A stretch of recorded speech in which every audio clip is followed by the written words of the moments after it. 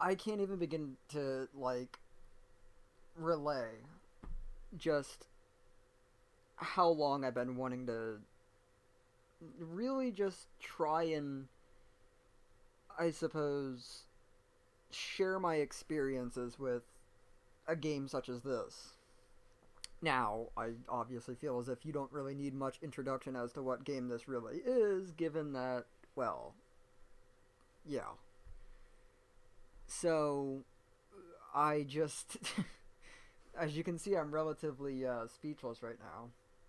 For someone that keeps on talking, I know. But, I mean, what can I say?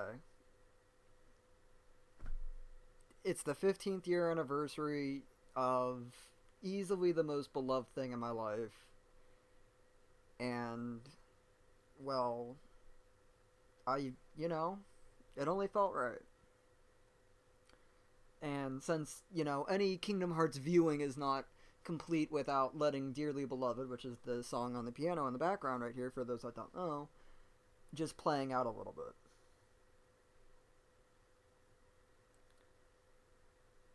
Now, to really emphasize my relationship with Kingdom Hearts, one of the first and the best memories I ever had with Kingdom Hearts was watching it on Disney Channel and it getting teased on some sort of weird commercial skit hybrid thing. And I don't know, it was so magical. I'm just I'm so geeking out right now. I know this is just a giant train wreck. I was gonna say waiting to happen, but I mean we're already at that point, so I might as well commit to it, right? But yeah, I couldn't go without playing such a I don't know. I knew this was gonna turn into verbal vomit, and it already is in the first bloody 2 minutes or whatever this is. But yeah, to entirely just derail that train of thought, because I guess I'll return to that in a minute. I know I'm not letting that progress because there's a ton of spoilers, and I figured it was a big no. So I thought I might as well let some surprise be available. Um, but yeah, one of the best memories I ever had was trying to negotiate with my mom to let me stay downstairs in the living room during like the weekends typically. And so that way I could sleep in the living room, I could have the TV, and of course I could have my PS2 hooked up to the TV. That being said, not going to bed at like 10 o'clock at night, just staying up until 4 in the morning, of course, playing none other than Kingdom Hearts.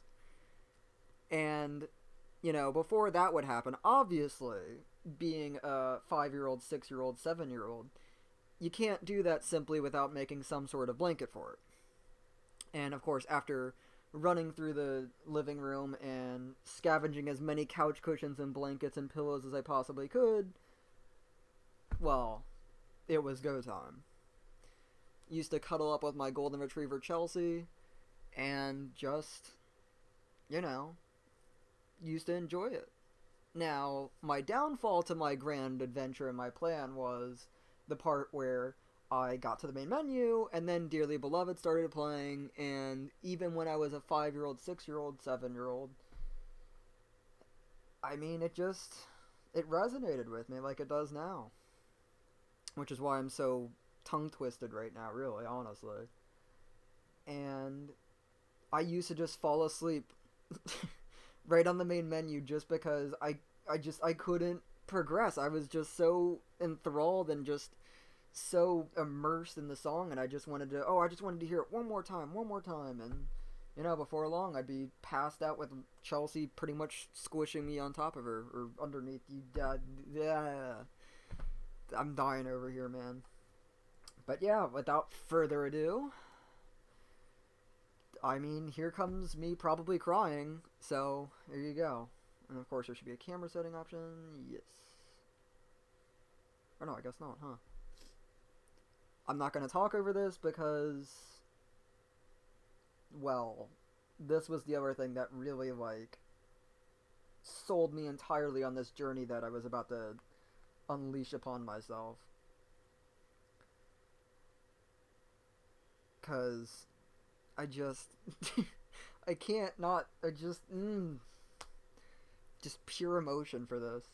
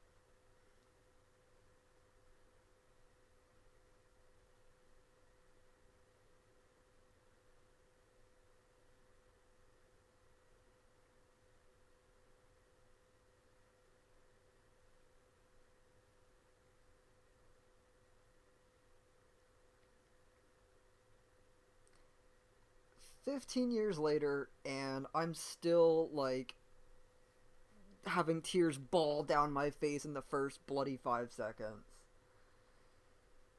Oh god, just like the mysterious ethereal voice, there's a lot of stuff to do in little time, and there's so much to explain, and I'm just verb vomit and da da da. Oh my goodness, it has been years since I've even held a PlayStation 2 controller. Good lord. But yeah, every single time with that intro, it gets to me every single time. Without, I just, I'm telling you. Oh my, see, here we go. This is why the beginning is going to be the worst thing, because I'm going to have so much to say, which is good, but it's going to be all just verbal vomit, so just bear with me, I suppose. Okay, so, we have to choose either the, can't move the camera, okay, excellent. Either choose the sword, the wand, or the shield. Now, when I was a kid, I never realized there was an actual impact on the game upon choosing these. Obviously, oh how wrong I was.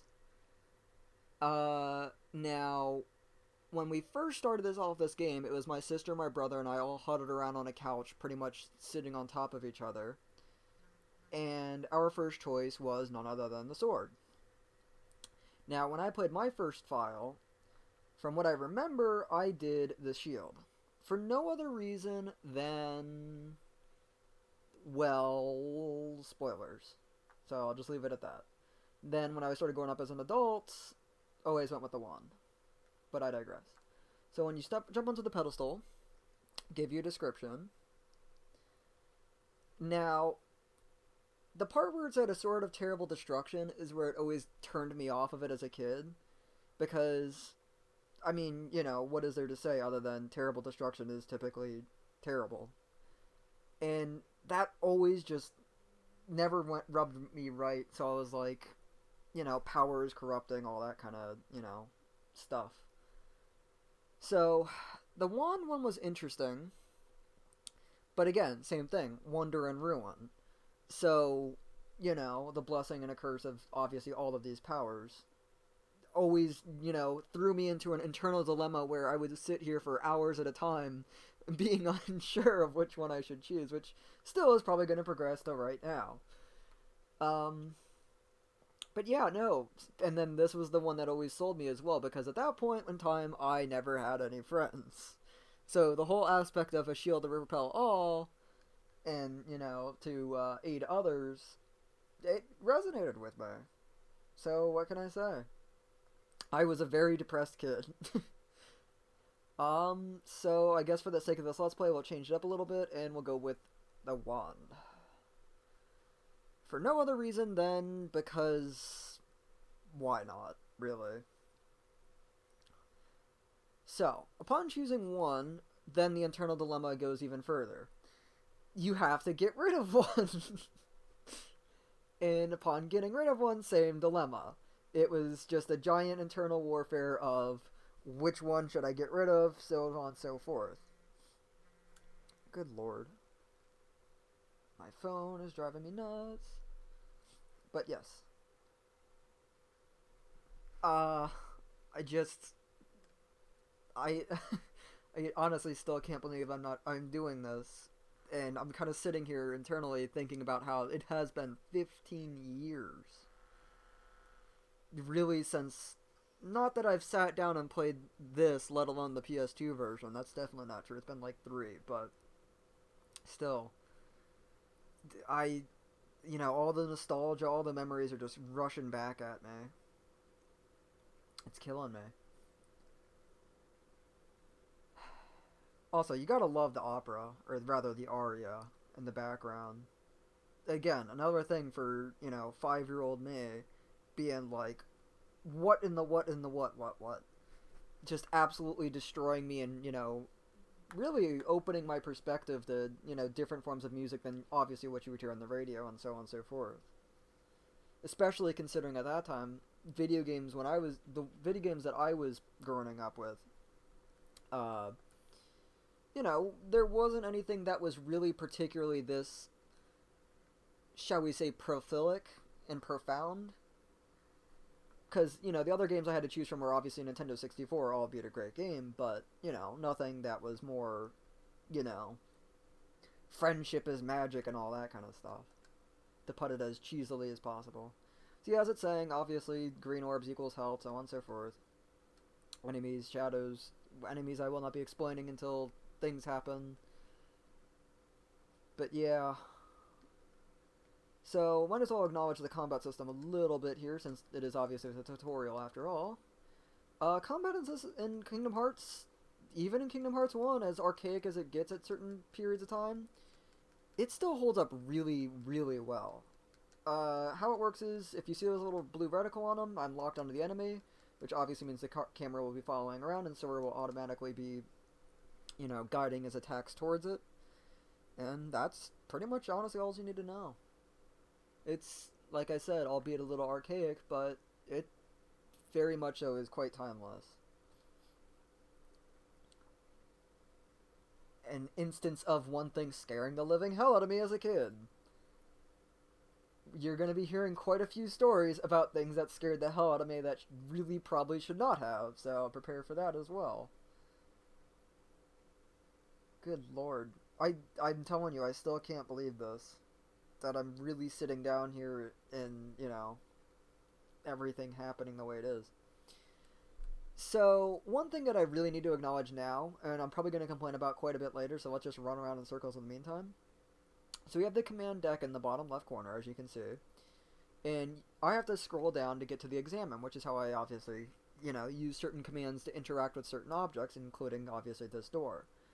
Now, this is a very, very outdated thing, which again, you will see why very shortly. And so, in Kingdom Hearts 2, they decided to change the examine button into the triangle, which is, literally a click of the button and then, you're as good as done. Whereas this is just scroll down 4 times and it's painful, is the moral of the story. However, since obviously there is a HD remaster of Kingdom Hearts 1 and, most of the other games, they retroactively added the triangle examine button and interact button into Kingdom Hearts 1, and it is glorious. So yes, obviously there are chests in true RPG fashion. Can you see how archaic and glitchy this old this is? Yeah. Now, this whole crate pushing thing, never really going to come into play, but, I suppose it's fair that they teach you it. And of course, now it's wanting us to lift the object, and then throw it. Usually when I was a kid, I used to throw it at the door, but I didn't approach it at the right angle, so then there you go. Now, are you ready for another 10-hour dilemma that I went through as a kid? Because here it comes.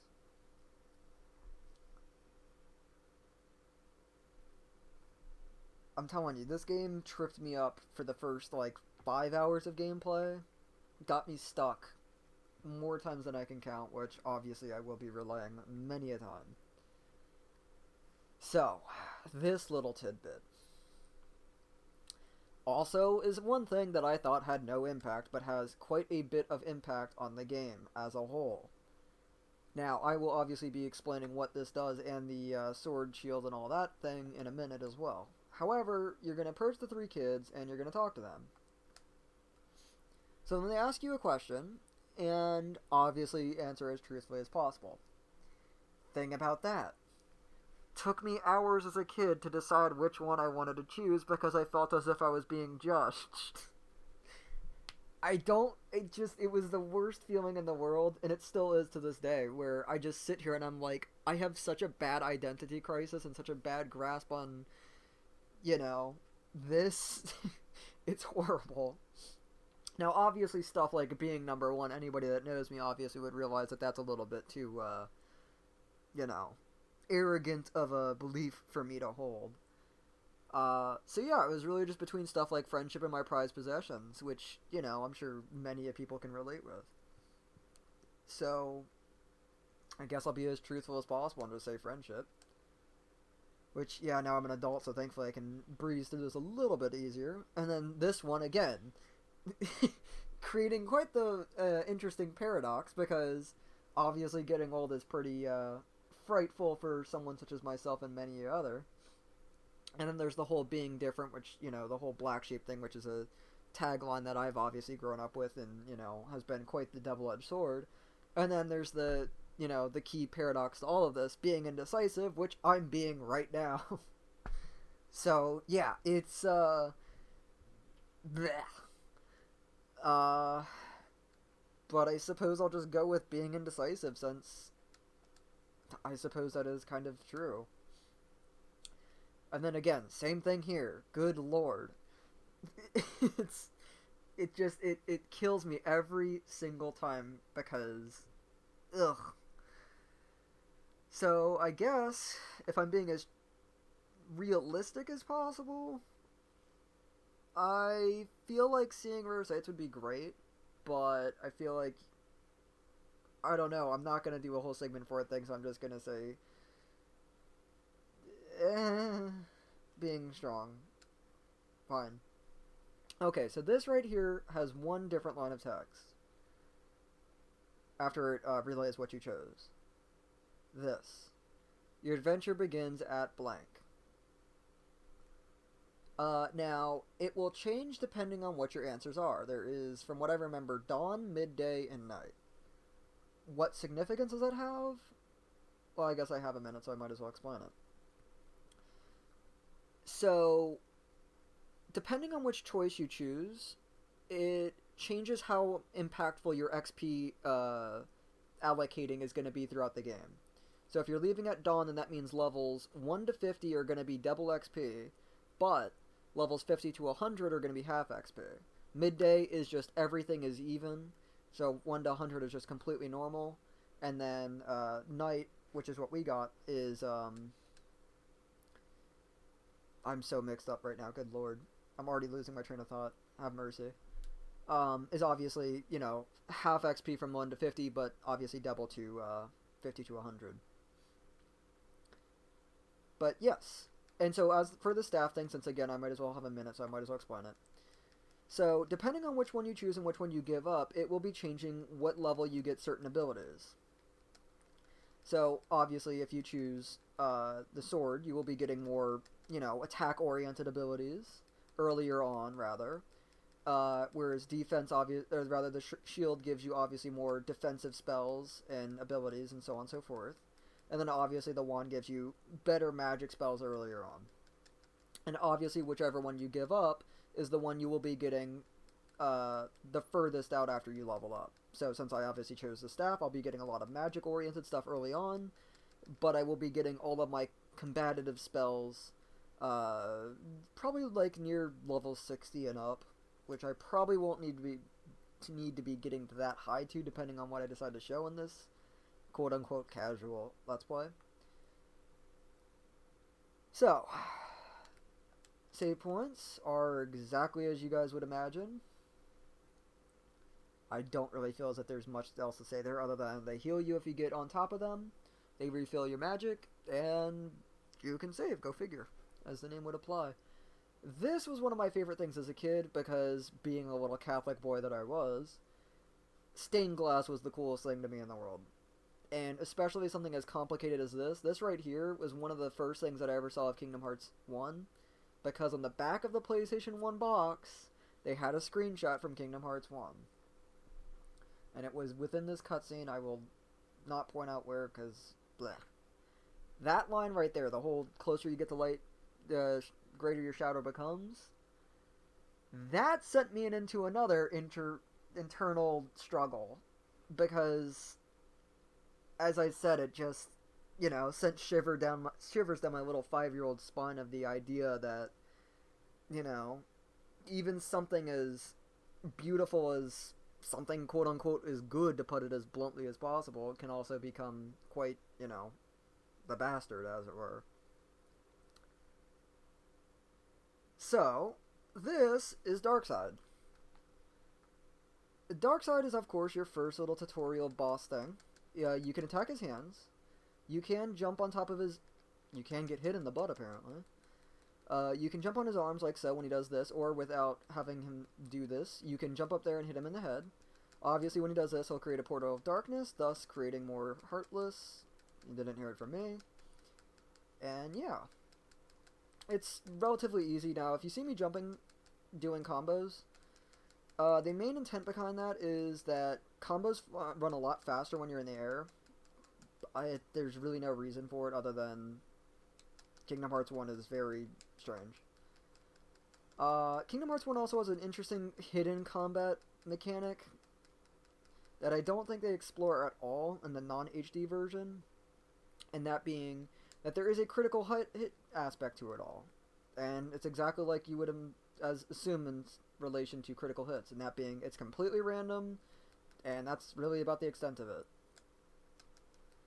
And it's not fun, being that it exists, rather, because it obviously does add an unneeded level of luck to the game.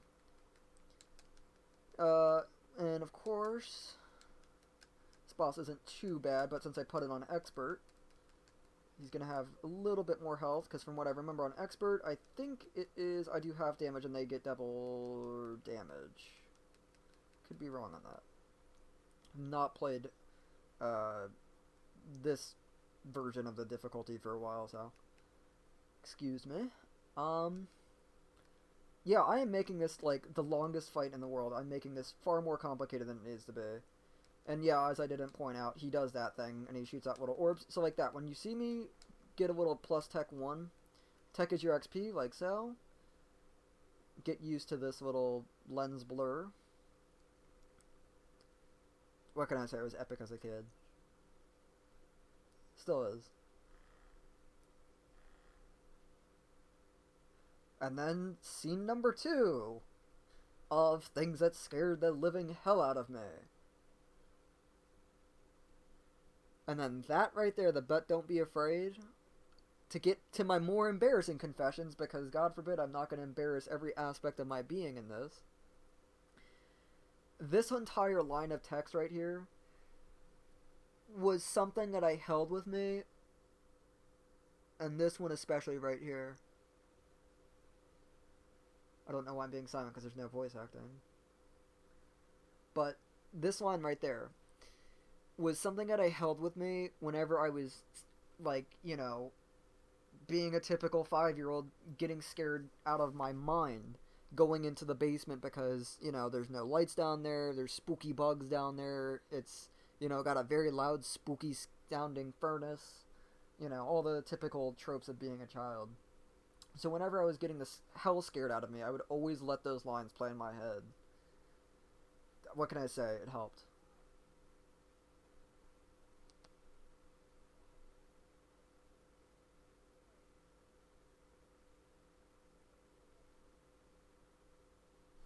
I don't know what's wrong with the quality either.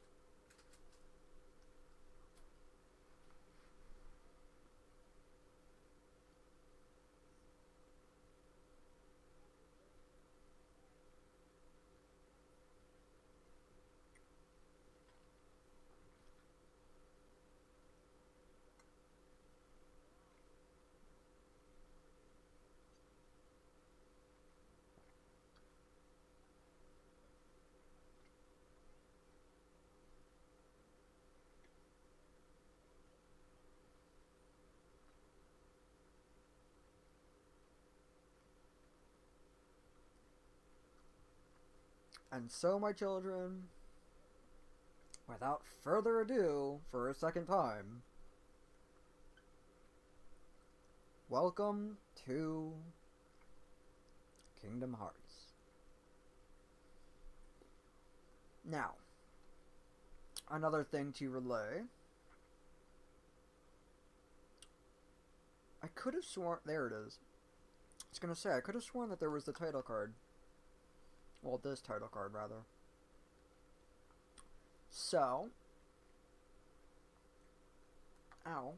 I just bit my lip, good lord. Okay, so she wants us to bring the supplies for a raft that they're making. It is 2 logs, 1 rope, 1 cloth, and that should be it. So, as a kid, this part especially, as a strange part as it is, this whole scavenger hunt thing, in a very weird way, I still related with it. Because when I was a kid, I was fortunate enough to have the entire neighborhood be effectively one big happy family for all intents and purposes. By the way, you need a cloth. How cryptic is this? Yeah.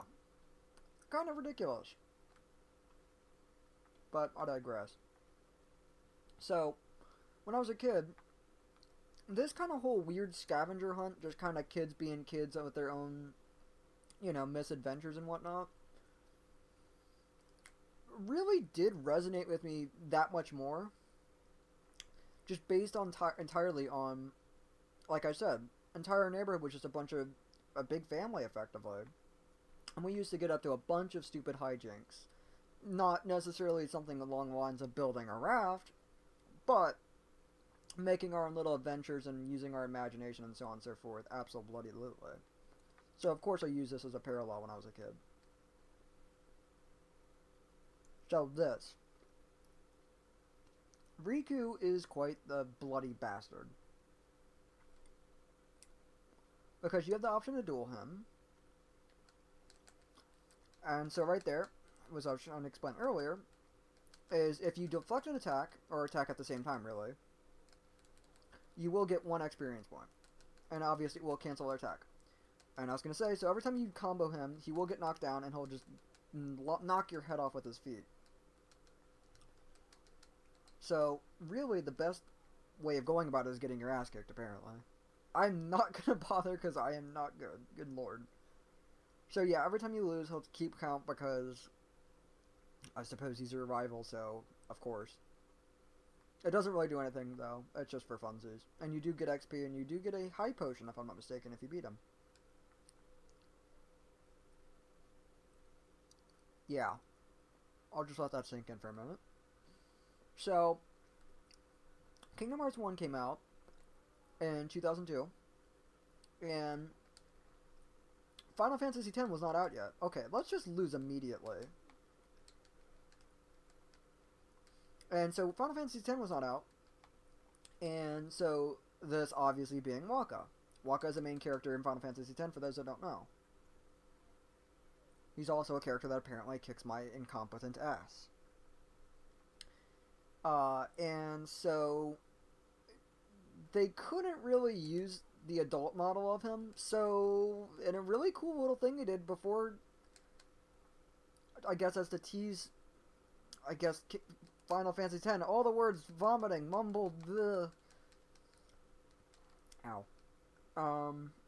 They made a kid version of Wakka, and obviously the Kingdom Hearts art style, and it's fantastic. So his little thing is, ow, that if you get too close, he'll do like the little spin around in circles, smack you in the face thing. Obviously, since he obviously is using a blitz ball, if we're going to be technical, he'll throw it at you, and yes, as you see, I can deflect it and stun him for a bit if I do that. And the most best English is doing the jump slash, because it has a higher crest, like so. And then, yes, as you saw as he killed me last time, he has the charge up thing, which really just does more damage. There you go. But yeah, no, it was pretty surreal having Wakka in this, because I remember my uncle, who came in, and his favorite game was Final Fantasy X when it came out, and he saw Wakka, and he immediately was like, hey, that's Wakka from Final Fantasy X, and, you know, told me all about him, you know, talked for hours about who Wakka was and all that. Just, you know, just a nice little family moment. So, this is Selphie. Selphie is obviously from Final Fantasy VIII, and she has her weapon of choice as a jump rope, because it's feminism. Ow. So, she is the weakest of all of them, if I am not mistaken, albeit she's still beating me to death, because I am Captain Incompetent. So, whenever she tries to strike, you can just kind of fling back the rope at her and hit her in the face, because child abuse. And then she does this, which is a big hell no. Good lord, this is ridiculous. And yes, there is a reason why I'm showing beating them, I should say. There we go. Not entirely sure how that hit, but alright.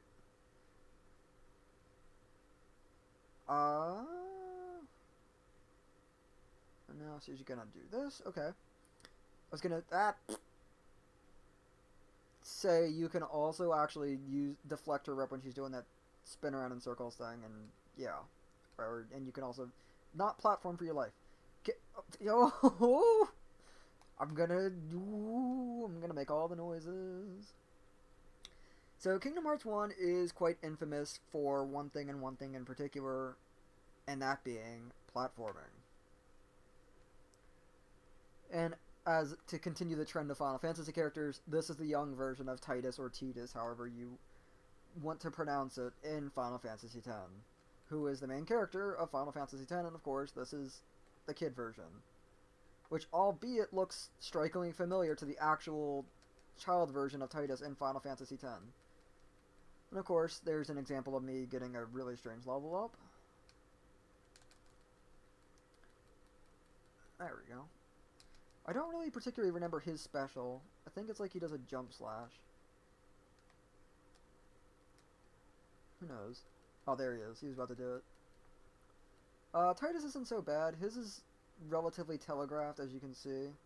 I say as if none of the other ones were as well. So that right there is an interesting little technique I'm going to be doing. It's like you do 2 slashes in the air, because if you do 3, it'll knock them back. It'll finish the combo. And then you do 3 on the ground. So you get pretty much 3 extra hits, which isn't bad. Or you can miss entirely, and then get killed. There we go. I was going to say, he seemed really close. And there you have it. So we should have the option available. Nope. Huh. Guess I do have to beat Selfie. Okay, so let's see if we can actually beat Selfie for once in our bloody life. And yes, needless to say, they beat the ever-living hell out of me as a kid. And it was always trial and error with even my sister and brother and I of trying to just kick these kids' asses, to put it ever so eloquently. Yeah, and yeah, the reward for it is quite, well, disappointing, to say the least.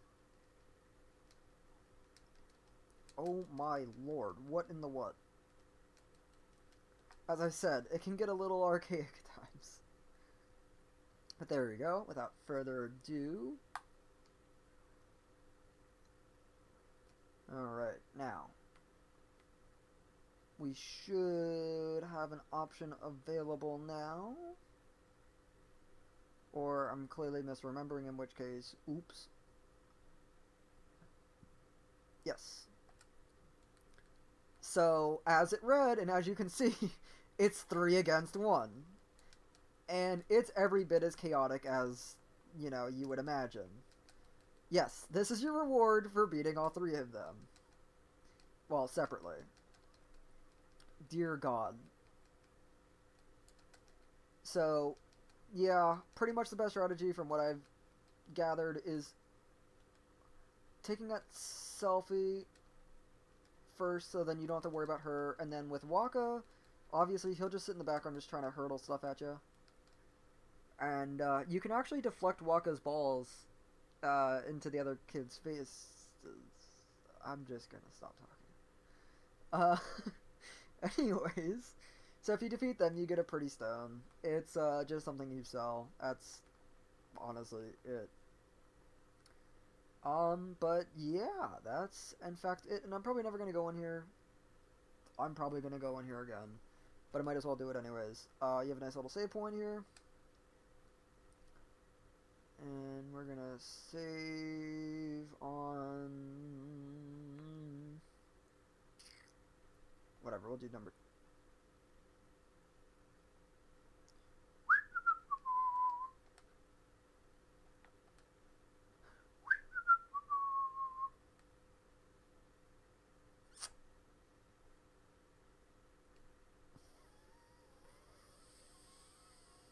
Fuck. Oh my. Uh-oh.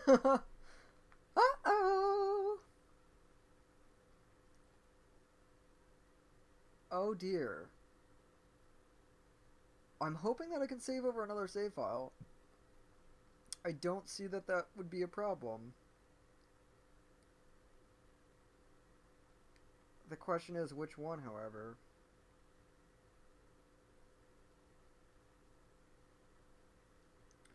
Oh my, what have I done? I have 2 memory cards in, and neither of them have enough. Unbelievable. Honestly. Well, I think I made my decision. Yeah, that's the right one. Alright, good. Well, that'll have to do. Well, crisis averted. Yeah, I'm just not gonna acknowledge anything else that just happened. So, yeah. Good lord. This is why it's a casual Let's Play, 'cause I'm Mr. Unprofessional. So, all I can say is for this upcoming cutscene, prepare for just a lot of, well, more words from me that are going to come out in a verbal vomit capacity. So if you manage collecting all the materials, you get a high potion. You don't have to, which, as far as I'm concerned, is a nice option for the 5-year-olds that play this game and don't realize you can walk up to the cloth and pick it up. Hint, hint. But you're treated to a lovely and important cutscene.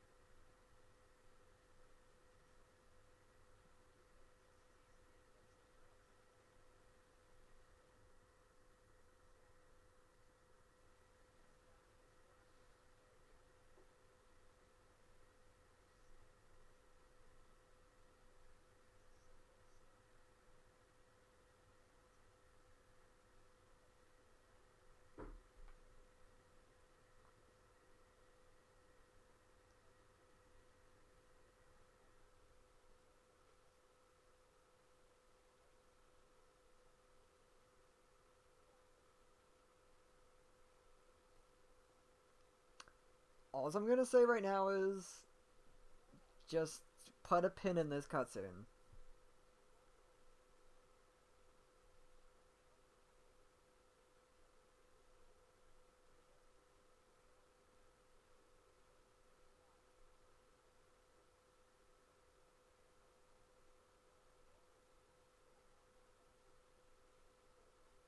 Now, without being more cryptic, that scene's gonna have more impact and in a different direction than you may originally think. So whatever you're thinking, sadly, is probably wrong because Kingdom Hearts is quite the convoluted beast, to put it very, very lightly.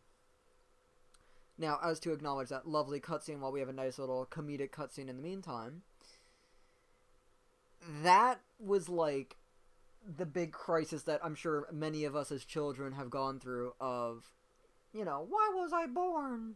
Why was I born on this earth? Why was I born into my family? I don't know why I did that voice, just leave me be a woman. But, yeah. It was just a big, existential question that I was always stuck with, especially because, again, being raised in a Catholic house, being treated with the whole heaven, hell, all that.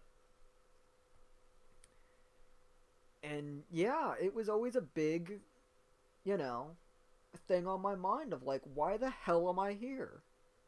So, yeah, seeing it in a video game and seeing, something to be able to relate to was what, was the first stone that built up my castle of love for Kingdom Hearts, to put it in a very weird way. This is why I don't ad lib. But, yeah. It really did speak to me on, 100 bloody levels of just, what the hell, man? I'm sure you understand, so I'll not, beat a dead horse. But yeah, it's some deep shit, you know?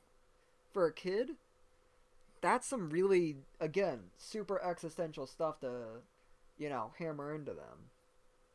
Which is, again, why I'm ever so appreciative for Kingdom Hearts being a thing. Not just my own experiences, but I'm sure it's, touched many other people's hearts, but such as myself.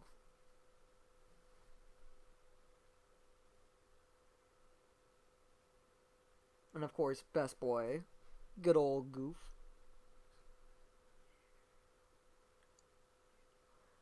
And since again this is somewhat important, but so when Square Enix originally came up with the idea for this game with the Disney executives, original protagonist was actually going to be Donald. Disney wanted Donald. Square Soft at the time wanted Mickey Mouse because if you're going to get a game with Disney. You might as well go for, Mickey Mouse of all people, you know? And of course, Disney was like, no. And so then they met the middle ground, and then they decided to make their own character. Now, you would think that would be Sora. Well, you're half right. So, when they were originally coming up with the concept for the character of Sora, he was originally an anthropomorphic lion boy. Think Sora, like, nearly identical to Sora right now. But he has lion ears, a tail, and lion paws for hands. And his weapon of choice was a chainsaw. Yeah. It was a thing. The concept art of it is great. Go Google it. It's fantastic. It really does make you wonder what, what could have been. Right. So, here's where we get to more interesting stuff. I guess. So now we need to get food. And then you talk to her, and that triggers a cutscene. Rather, that triggers a thing to occur. And that being Captain teleporting Riku. And then that great little fall. Yep, just exactly like that. Good lord. Okay. So. Damn it. Another thing that destroyed my life. Of sitting here trying to name the bloody raft. God help me. So we're just gonna call it lightning because if you know who I am, you'll know. Well, if you know me well enough, you'll know why. I was gonna say, I have no idea how to say okay, good lord. Okay, so this is an interesting thing to think about when you think about Kingdom Hearts as a whole. It has a lot of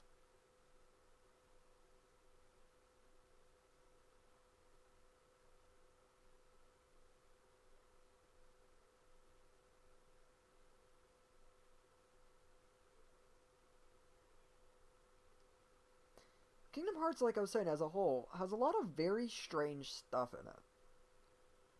Like, the engine itself is relatively, like, combat oriented, has NPCs and all that, and, the usual. Dear God, have camera angle, you're killing me.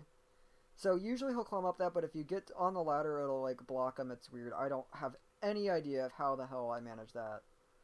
But yeah, you need to go tag the star, and I'm about to bloody all the noises, camera angles! And now I lost. Unless it's gonna be, like, the clutchest victory in the world, which I somehow doubt. He does have rubber band AI, so he is merciful to an extent. Like that. Oh my god. I should not have jumped. You bastard. Shit. So, if you win, Sora makes the same face. He was like, what? It was just a joke. And then Sora just does the little bleh face. Because, yes, that is what it's being called now. But yeah, no, the engine's really interesting in that it has, like, the ability to program a race into it. I don't know, just stupid things like that just intrigue me. What can I say? And then we get stuck in a plant. Excellent.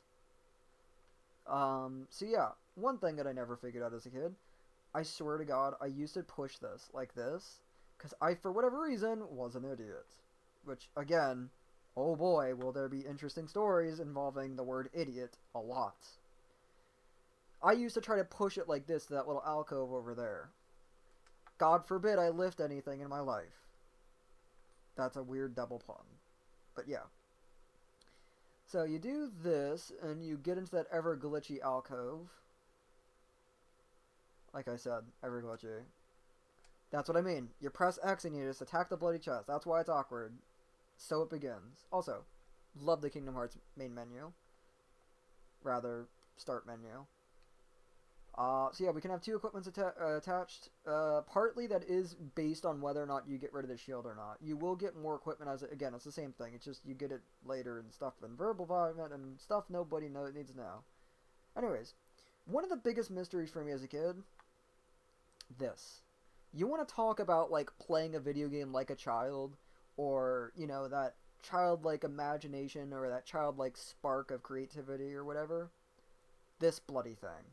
I swear to God, I have spent over like 10 hours trying to figure out the mysteries of this little teeter-totter. It has absolutely zero significance. There is nothing in the game at all that has a teeter-totter-like function at all. It's literally only this object. Why the hell does it exist? Don't get me wrong, I adore it to no end. Because it's excellent in terms of, like, atmosphere and, you know, so on and so forth. But, what the hell?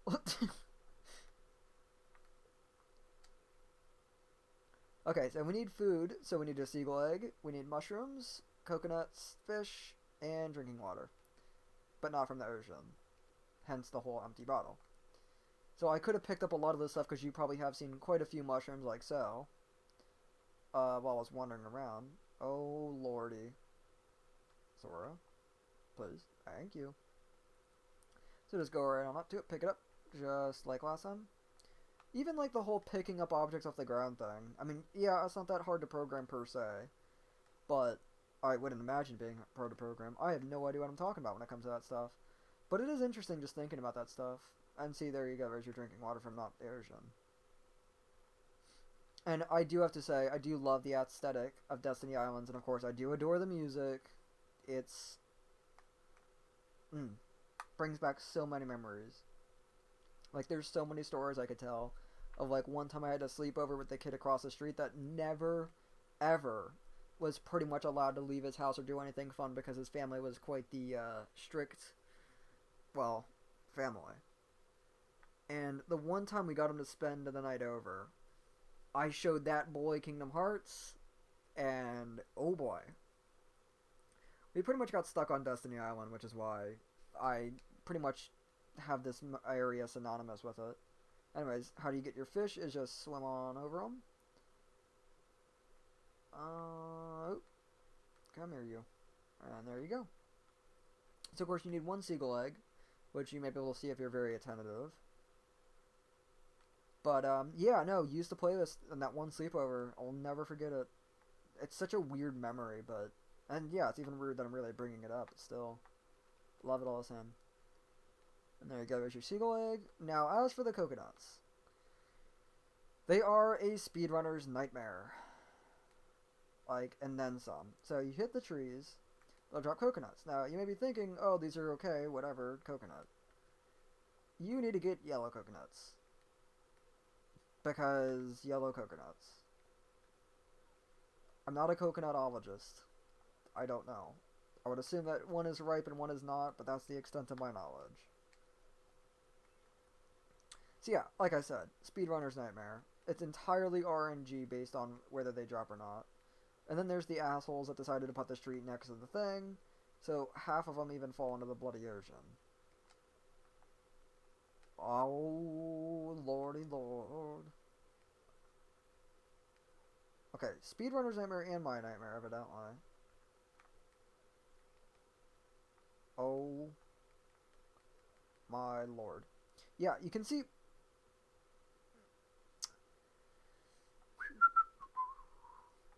I was gonna say, you can see why the R targeting system is quite, yeah. Yeah. So, we're just gonna go to another tree. 'Cause, yes. Oh my god. I demand an explanation. I have never had to do this badly. This is insane. Alright, friend.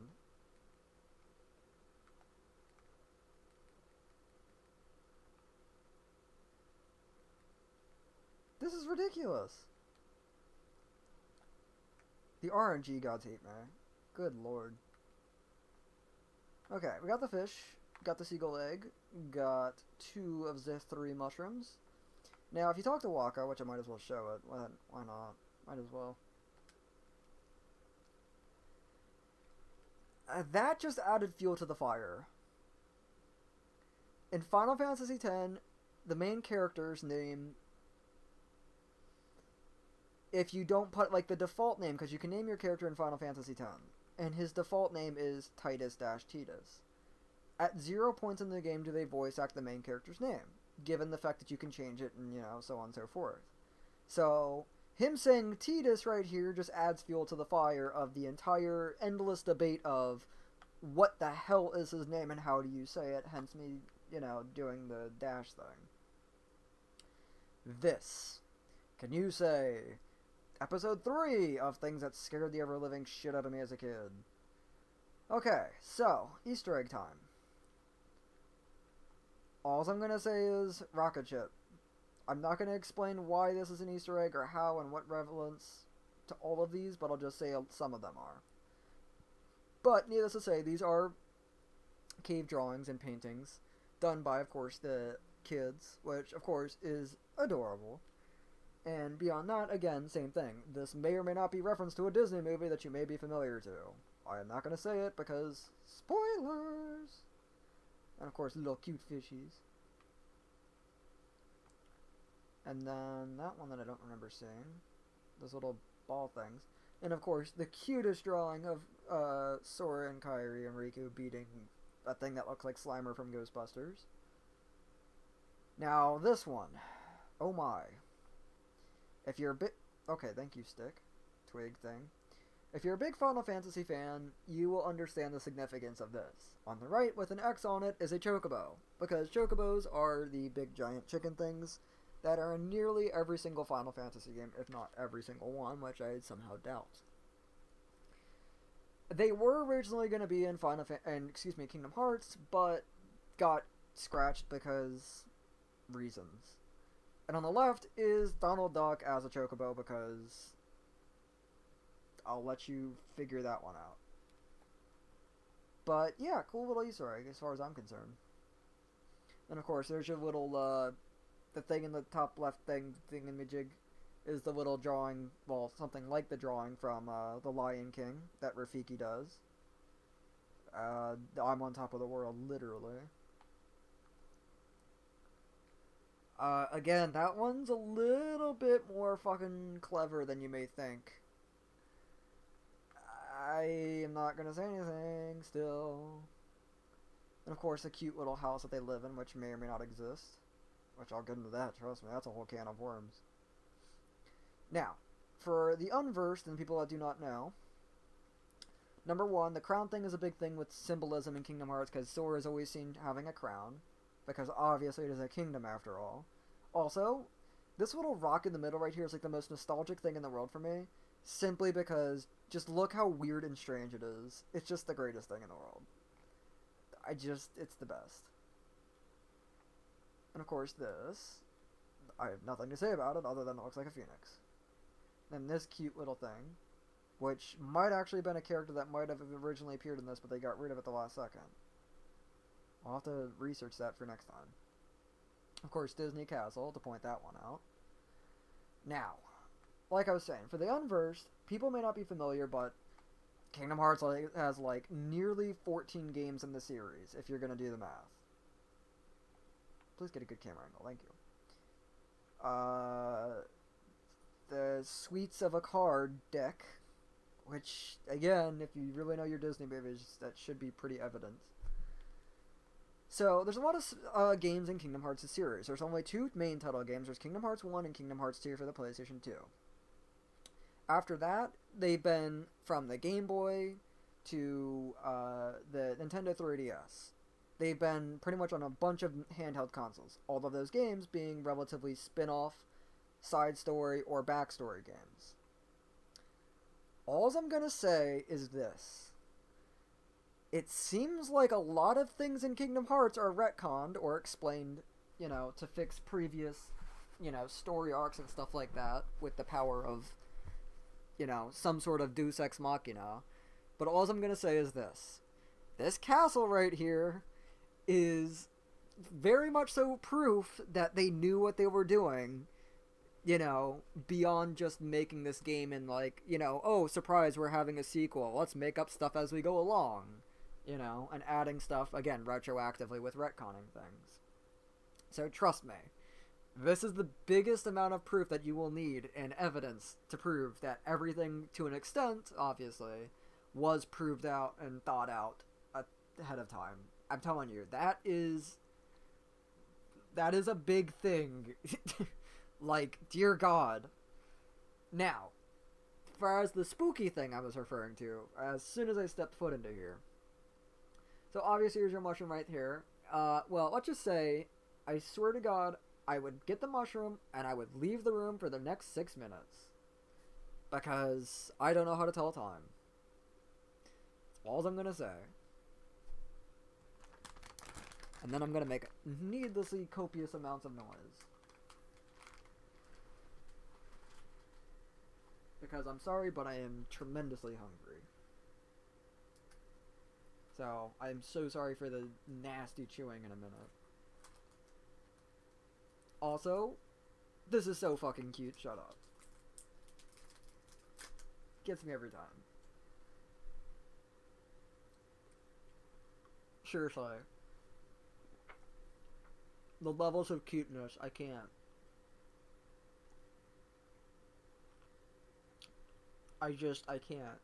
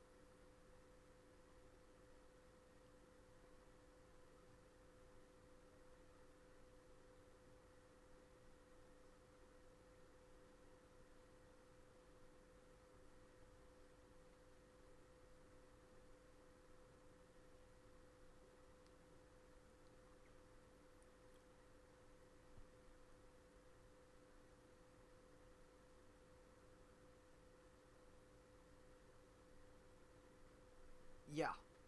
It's a thing. Like, oh dear. It is a thing. I used to have to leave that cutscene because his voice scared the shit out of me. Now that I'm an adult, it's dastardly, deliciously evil, and I love it. But, as a kid, hell no. That was just, ooh. That was like spooky, scary skeletons levels of sending shivers down my spine. Hell no.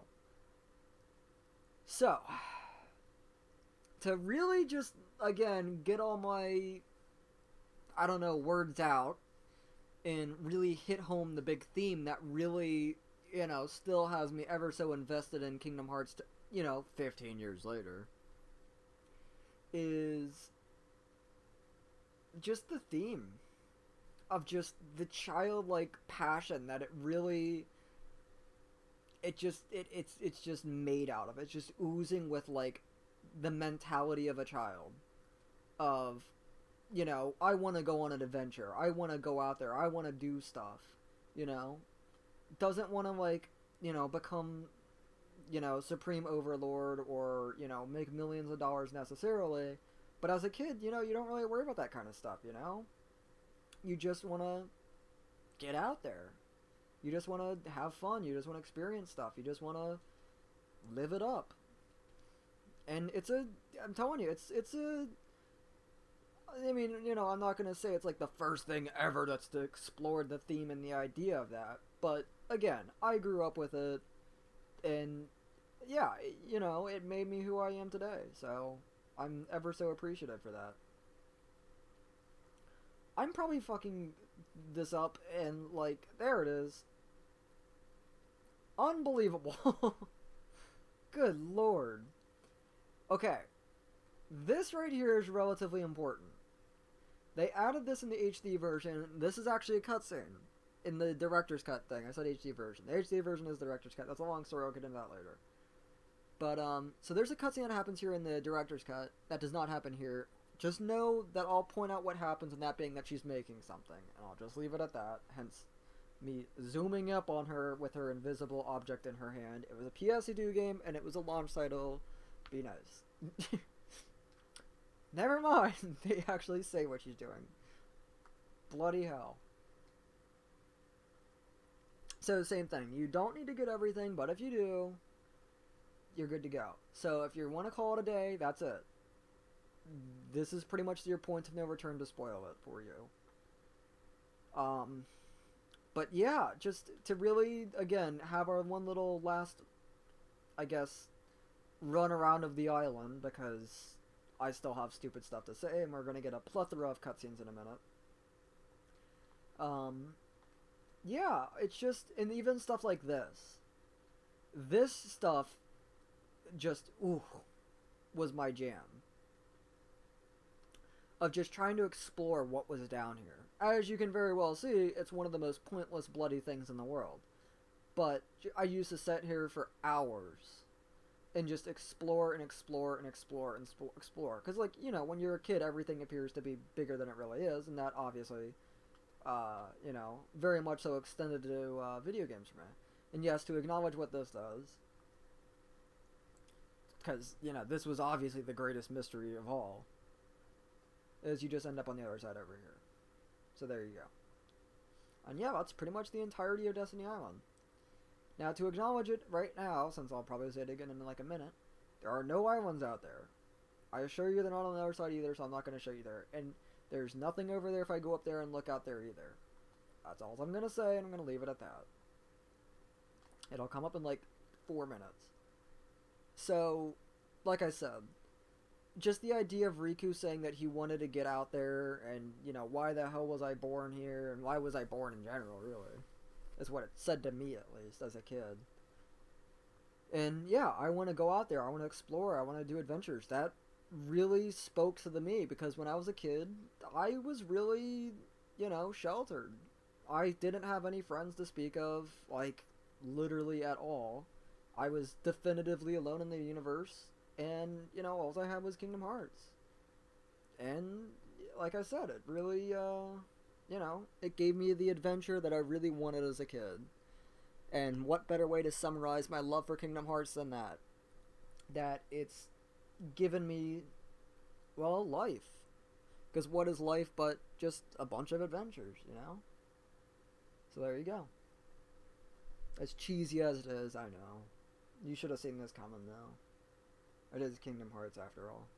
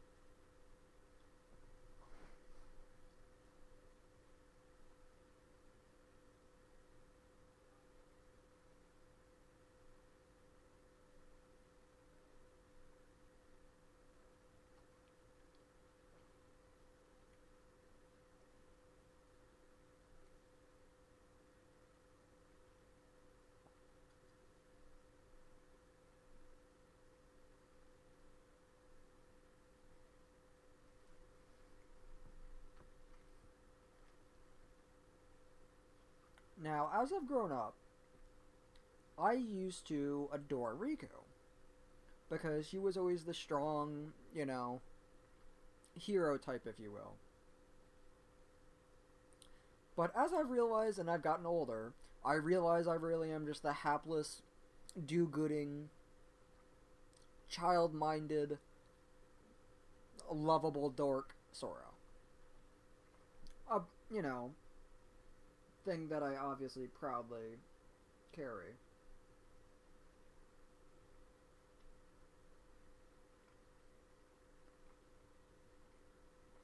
I'm not reading any of this because I've got food in my mouth and I'm being bad and I'm not supposed to be eating during this, but ugh. But yeah.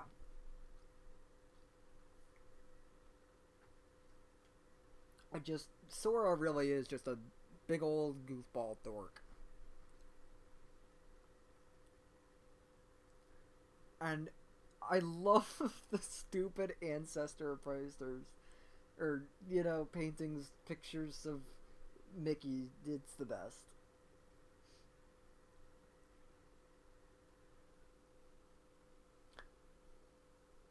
Okay, I need to really pause it for this one. So, the key thing. In Japanese, there's two different ways of saying key. I'm just gonna say that and leave it at that. It will have relevance. Just remember it for later, trust me.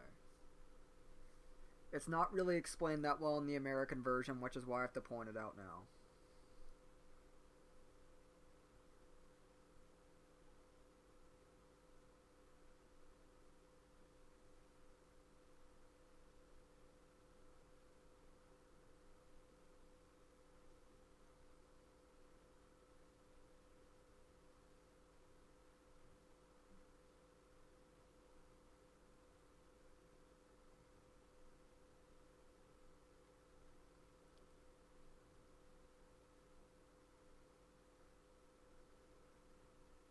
You gotta love Goofy, man. He's the best. It's so cheesy, but, how can you possibly hate it?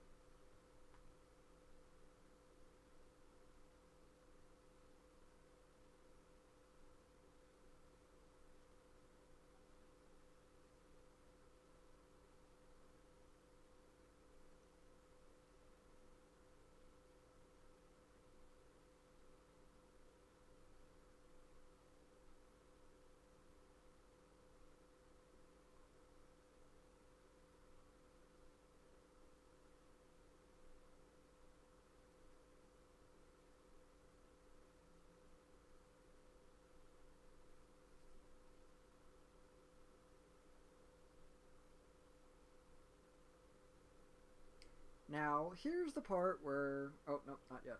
Oop.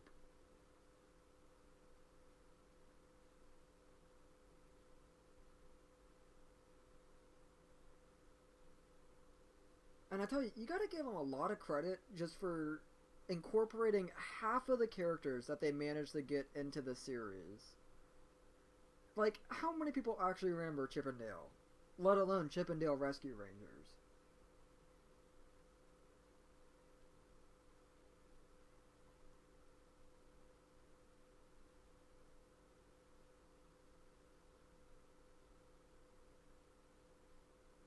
Like, seriously. It's the best.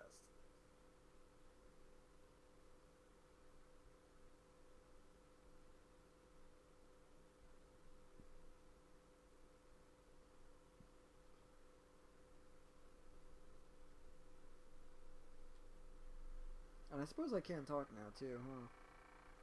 That is the loudest vibration, like, conceivable. Good lord.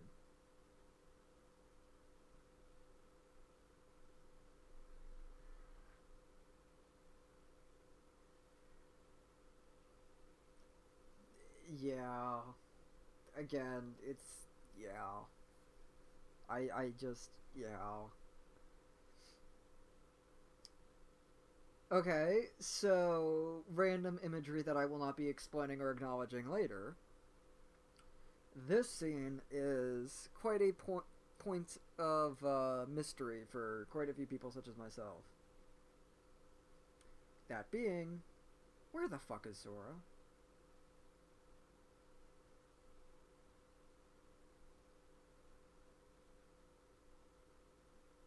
And yes, obviously he's in his room. And yes, to acknowledge it. Okay, see? He's on an entirely different island. And...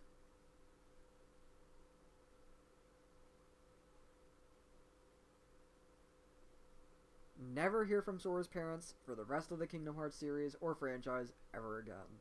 Just out of the story. So yes, They do exist. By the way, I had to leave the room for this one too. Because this song... Ooh. The song is called Deep Anxiety.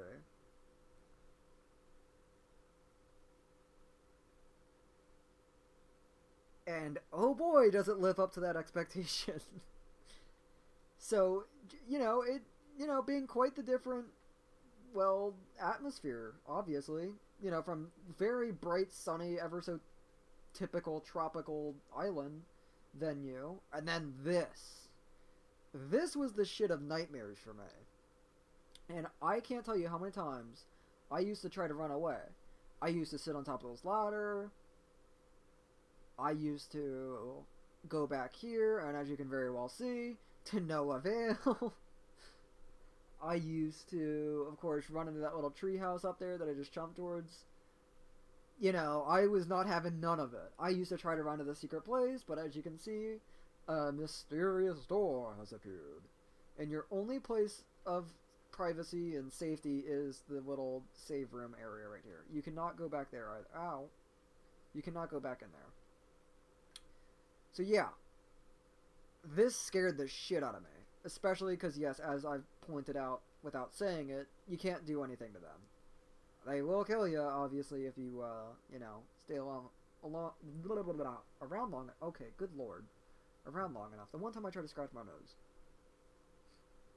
This was the thing that broke my heart into a million pieces. This is my last resort. And that being... I had nightmares of this. I had many a time where I was, like, all but effectively screaming at the TV going, ah! And all that kind of stuff. I just...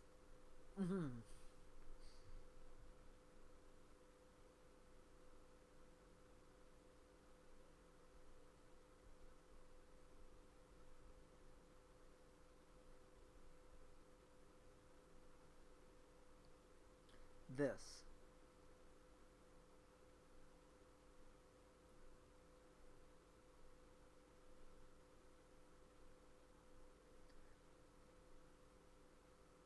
And that was why I loved Riku. Because, yes, it is obviously a little bit of a, like saying I'm ready to embrace evil, but, the intention behind it at the same time. So this. Every single time I was sitting there like, oh, god damn it, Sora, always just like, oof. Putting myself in his big yellow shoes. Of like, damn it. Because yes, as this game spoke to me as a kid, I had no friends. So, obviously putting myself in the shoes of Sora, you're damn right I'd, do anything I could to salvage said only friendship. So yeah, it killed me many a time. And then there you go, it's filling in all the blanks of when it's been saying key thus far. Ta-da! So yes, this is the ever... I was gonna say infamous, but the ever famous, I suppose, Keyblade. Remember how I said he was originally gonna use a chainsaw? Yeah... But yeah, now we get our feet wet. So I'm just gonna kill a few more. I would love to see if I can get a level up. Yeah, so enemies will occasionally drop items like so, in little tiny treasure chests. The bigger the chest, the more rare, the rather more valuable the item. Obviously, all enemies have certain loot pools of what they drop, and yada yada yada. Oh my. I said I was going to level up. I don't think it really mattered that much, honestly. Especially with what's coming up. But yeah, no. That scene broke my heart a million times when I was a kid. Because like I said, it was a matter of like, I'd do anything for friends. Even to this day, obviously. Because like I said, I'm the hapless, dork, innocent Sora to this day. As much as I strive to be Mr., I don't know, or courageous Riku, I guess, if we're going to have to put a tag to it. I'm not going to want to kill any of these I'm not wanting to, but I'm just kind of in a corner of just like perfection right now, so I'm just kind of like, yes, but yeah. Ah, forget it. I'll just kill like one more. All right, that'll do. I'm telling you, Deep Anxiety is so good, and to acknowledge it, yes, Yoko Shimomura is like the best composer ever, and she is amazing. Now, this scene right here, I never really quote unquote understood as a kid, which I'm sure a lot of you will understand. By that, I mean, like, how are you supposed to interpret what's about to happen?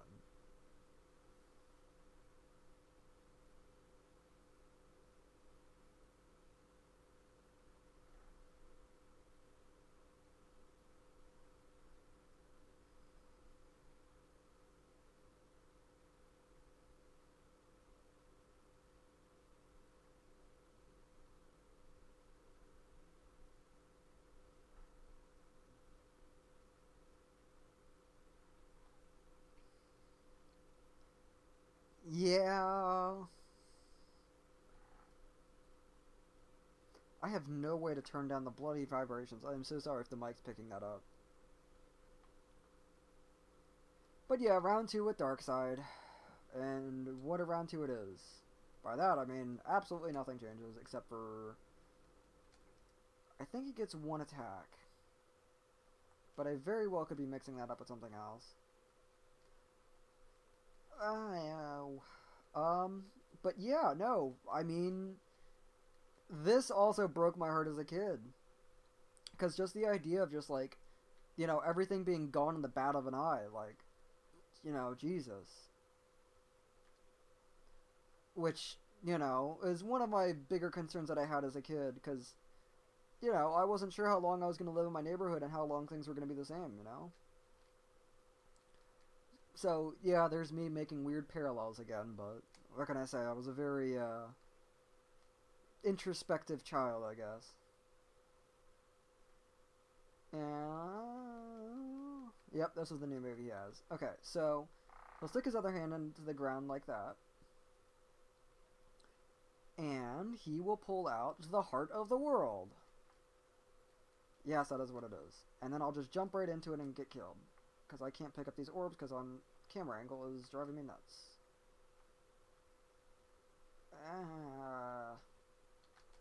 Need to play it safe. Okay, so he'll lift it up like so. And then it's raining men. Then, yeah, it's a thing. Yeah, like I said, you can go up there without him having to necessarily do this attack, like so. It's a little weird. Also, how fucking cool is that boss? I have to say that now because, way back when what I grew up to, you never really had big 3D bosses like that you could interact in such a way with. Until, obviously, stuff like Shadow of the Colossus and Eco and, so on and so forth. But just, yeah, it was, it was some pretty cool stuff. Then, obviously, it still holds up relatively well to this day.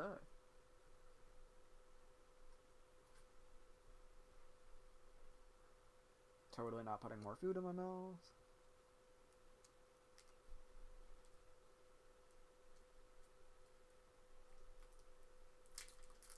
Ah.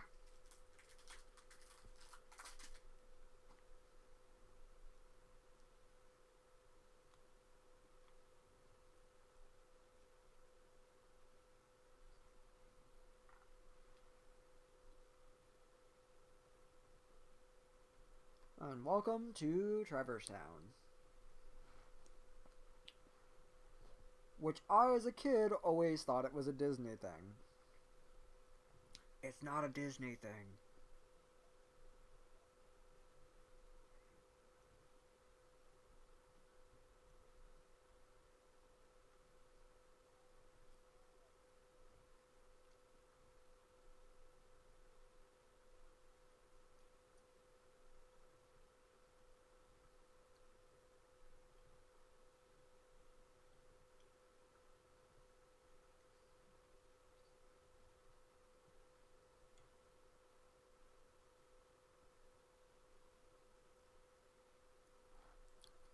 And then this moment.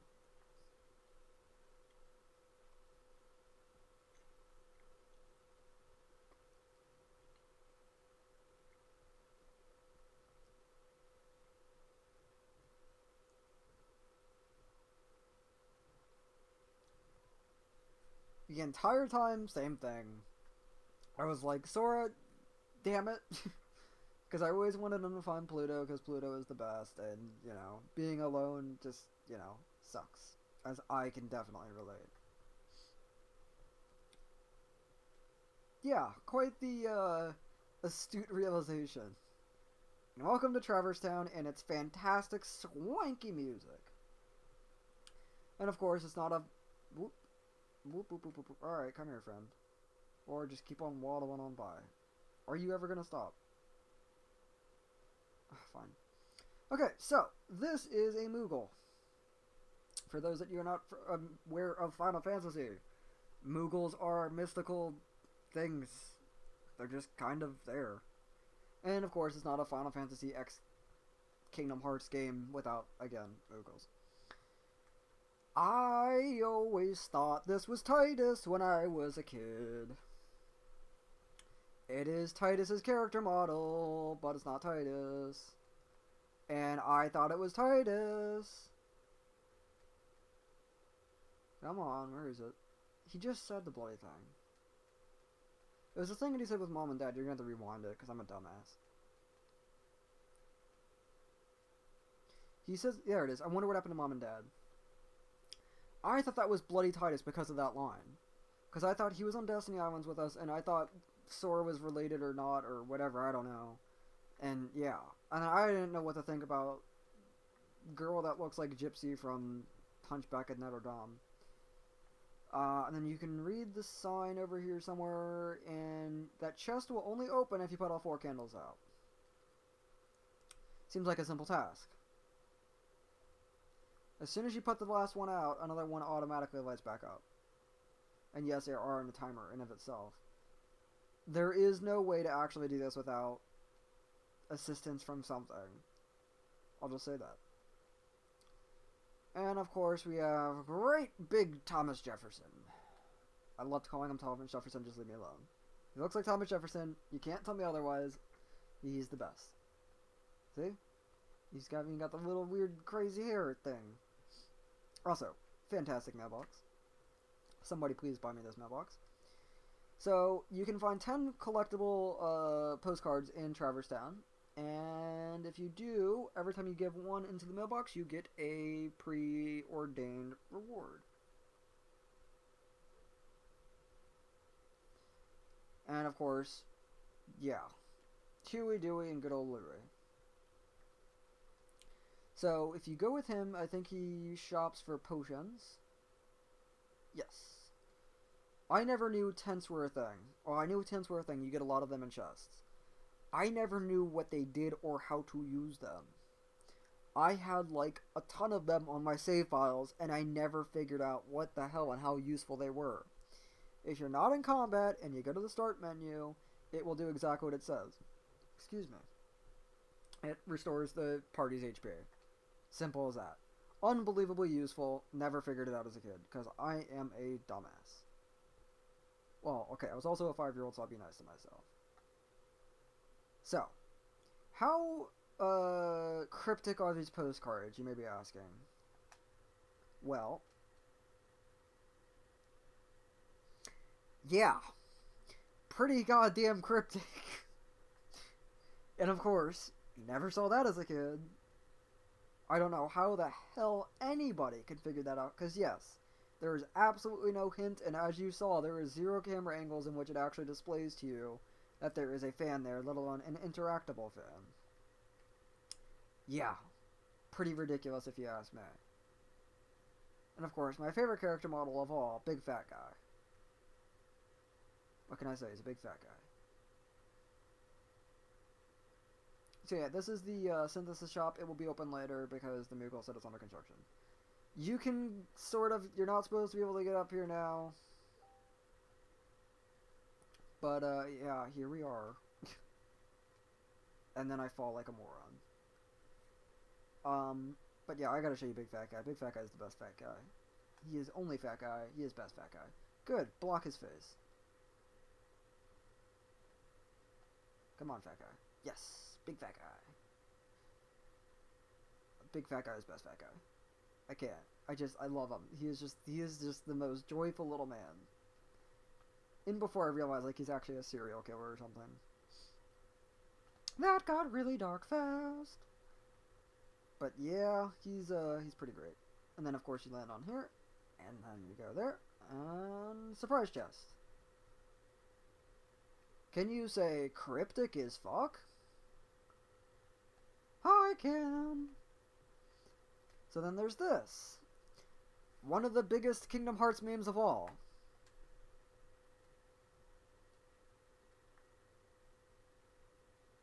Do do do do do do do do. Yep. I'm not gonna say it because I think it speaks for itself. Can you say hello to fourth instance of me having to leave the bloody room because it scared the hell out of me? I forgot I was supposed to do that right now. Welp, I'm getting ahead of myself.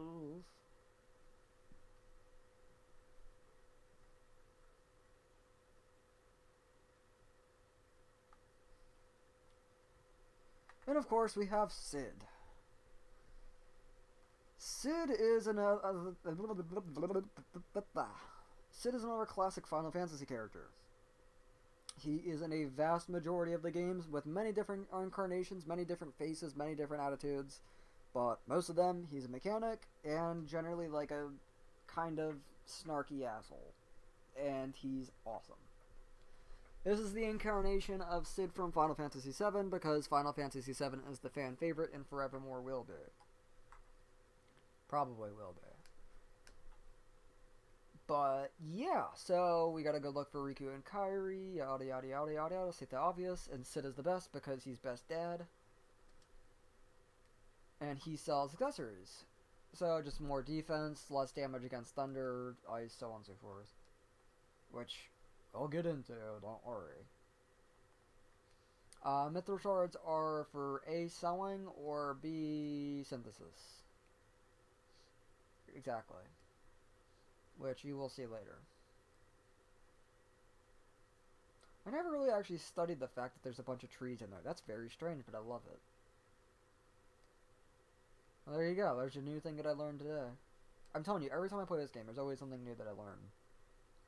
Every time. Oh, good lord, I thought it was loading. Whoopsies. Okay, now we get to the thing that scared the shit out of me. This one was probably more frightful than Mr. Spooky Voice Skeleton Man. For good reason. And here we go.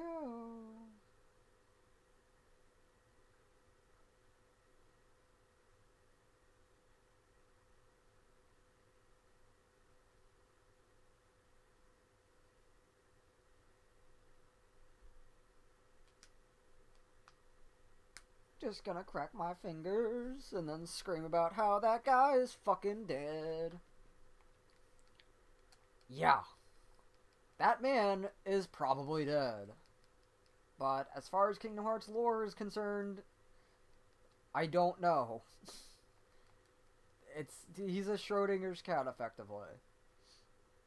But yeah, fuck that scene. Every single time. There's the look on the guy's static face. The fact that they literally just stole his, heart. Spooky, man. I mean, clearly I am the scarediest of the scaredy cats, but even so. Not my fault. And of course, Deep Anxiety comes back for the last time you'll hear it in this game, from what I remember. There we go. Now, there was another intention for me trying to kill all these guys. Okay. Are you going to respawn from? Or are you just going to stay down there leaping at the wall?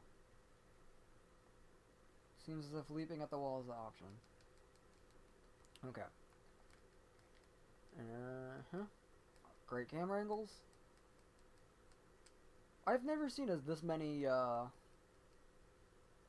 don't know, strange camera angles in this for a while, I'll tell you that. Yeah, there you go. So like I said, any shards, crystals, gems, stones, so on and so forth, those are all synthesis related. Which is, I'm going a bad direction.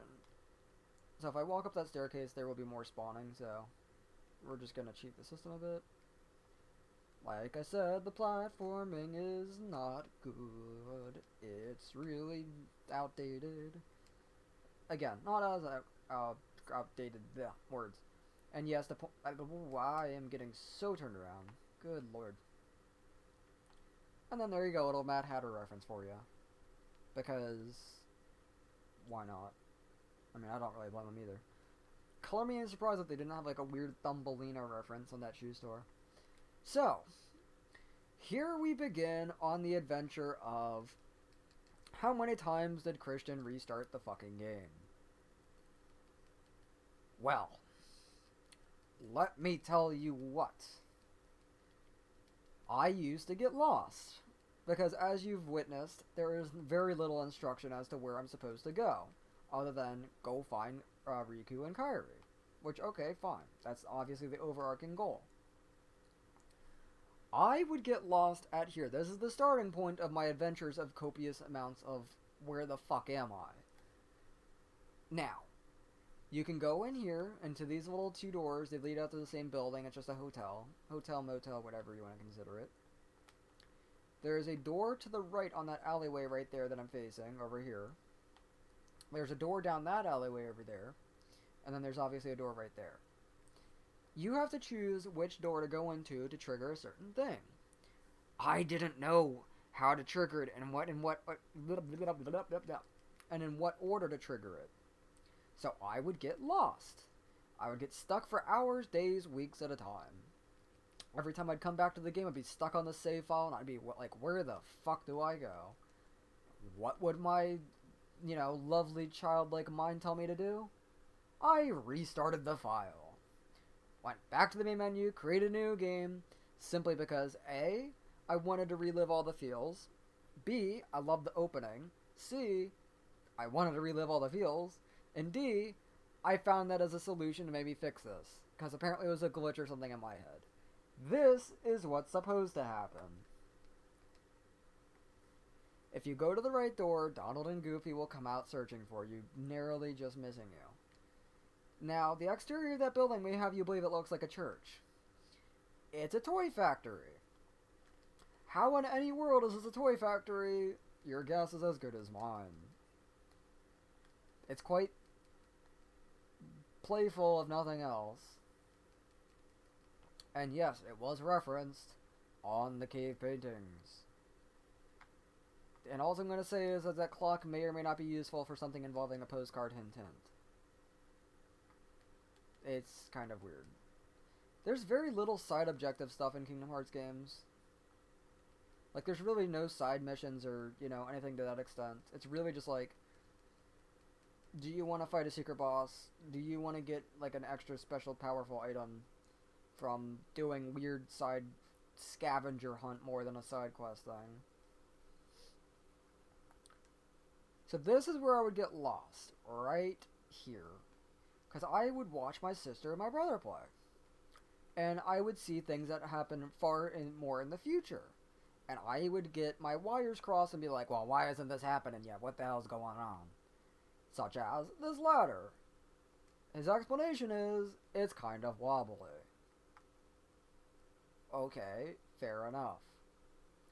Here's the thing about that ladder. You never climb it when it is on this wall.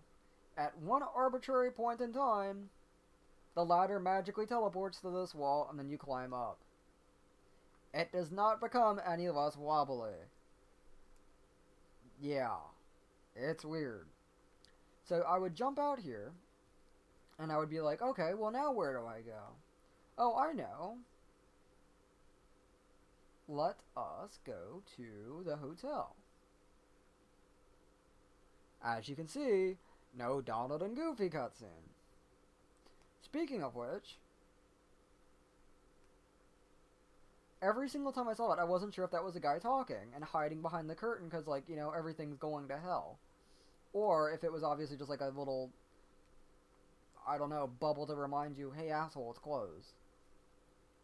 So every single time I thought the curtain was moving, and I was like, I just want to hide behind that curtain with that guy because I don't want to have to fight all these enemies. Please help me, I'm scared. Yeah. That may or not be... That may or may not be something foreboding in that picture. And yeah, so you cannot go into any of these doors. Note the fact that the handles look like a heart. Ta-da-ba. Not as foreboding. Same thing. No Goofy and Donald. So I'd be like, well, what am I doing? What am I doing wrong? Because apparently I talk in a weird, gangly, muscular Jersey accent thing. So then there's this secret door, which takes you to... Well, fuck me. I try to prove a point on how stupid I am, and I do the right thing on accident. Well, shit. Ah, I kill me. I kill me. But yeah, it's... I guess that one was like a door that I didn't realize was there, I guess. Because it is a little bit, you know... It's a little bit like out of my line of eyesight, I guess. Is what my only excuse I can come up with was. I don't know, man. I was 5. And so, yes, you cannot open up chests unless you're out of combat, by the way. Which is why the whole command thing turns blue or red. If it's red, obviously you're in combat. Blue, you're good to go. And I'm just gonna ignore that. And also I'm gonna acknowledge is that the fact there's a little red little heart thing right there. And I'll just leave it at that. Now, this is a thing with 2 doors.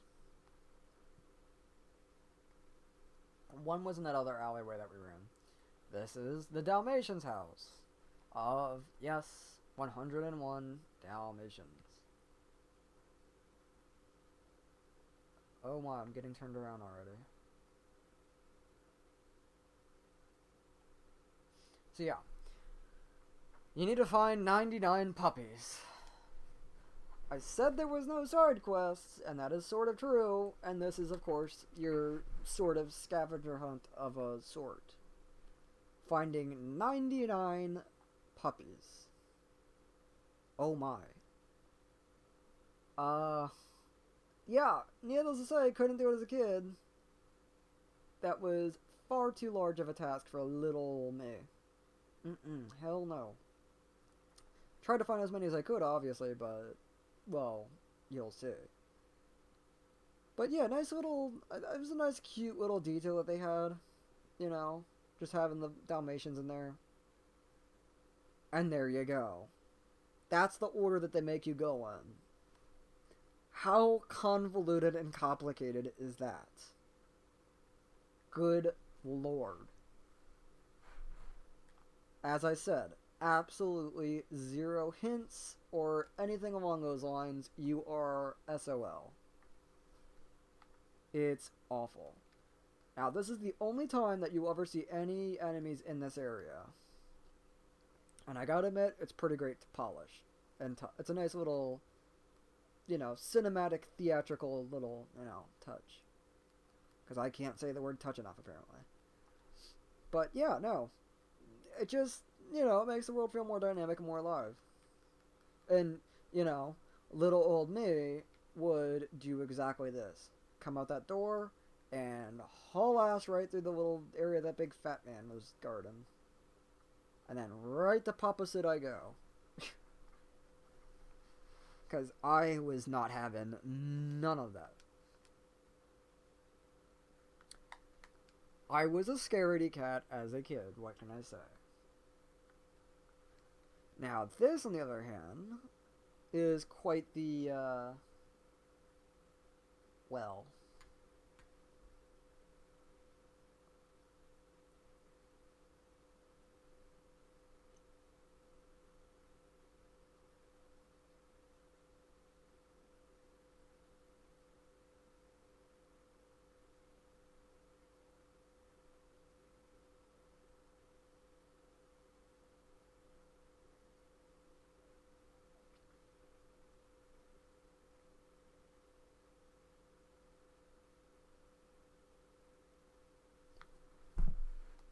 Now, this is Squall, or Leon, depending on what you want to call him.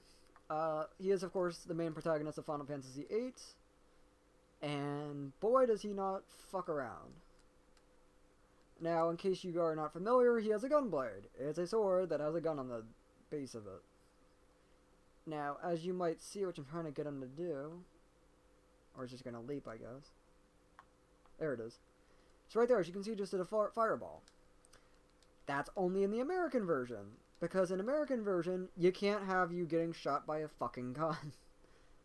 So, yes, in the Japanese version, it's a gun. In the American version, they changed it to a fireball.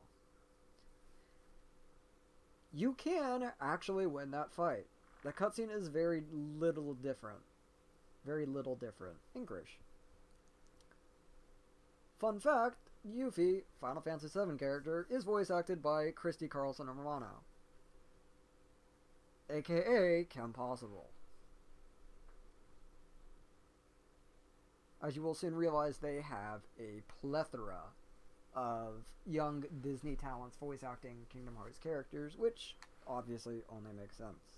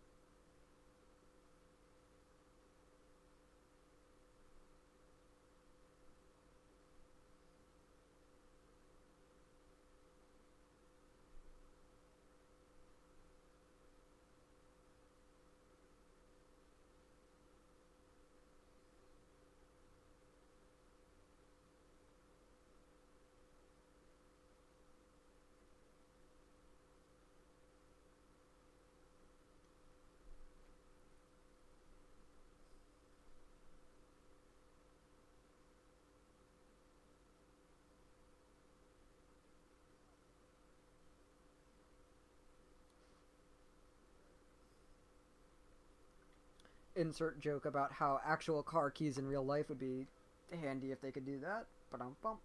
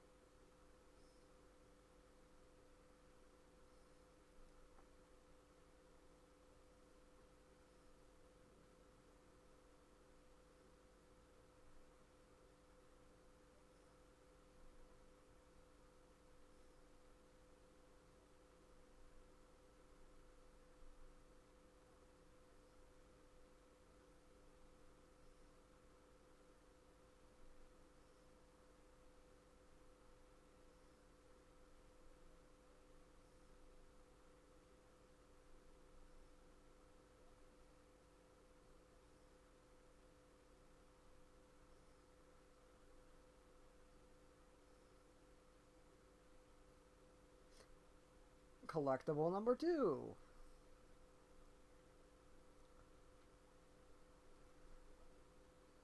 You have to get the Dalmatians and the Ansem reports.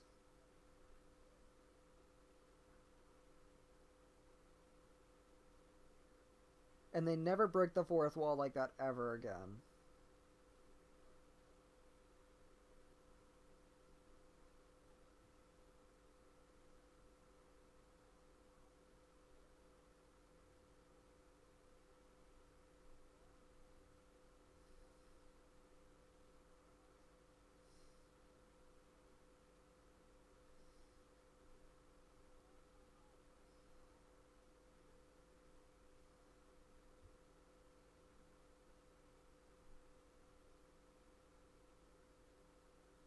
Yeah. so there you go. Like I said, collectible number 2 is Ansem Reports. And oh my. So yeah, now she tells you, hey, you can open up a bunch of locks. So now you can open up chests, even though we already could. And of course, we get one of the most potent and best items in the game, an elixir. Restores full HP and magic to one ally. There is a technically limited amount in the game, but not really. Now, the difference between this save point is that it's two little spinning greening circles instead of the thing with the white and the light and all that stuff. That means this is a temporary save point, meaning it will pretty much never pop up ever again.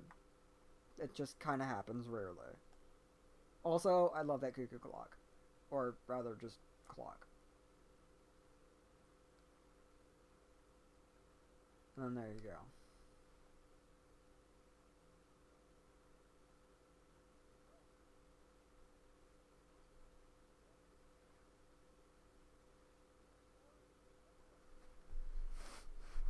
Ow.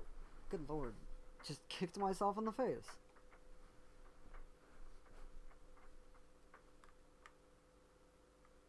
Yeah.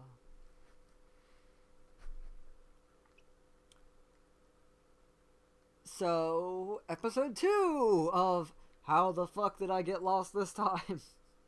Also, these are... Oh, good lord. Here we go. Now I'm gonna forget. Oh, don't do this to me. What is your name? Bloody hell. I think they're actually just called soldiers. There's no way they're just soldiers. Well, okay, regardless. Now you know these are the Heartless, even though I already said it before an accident. Whoops. Also, that's me using a potion and getting kicked right in the back of the head. Have mercy. And getting stuck in a corner. Okay, friend. Well.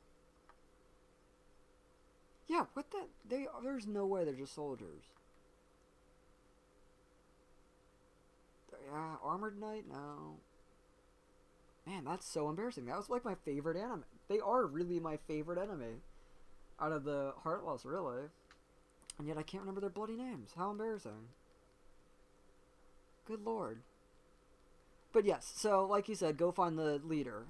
Now, I knew who that was.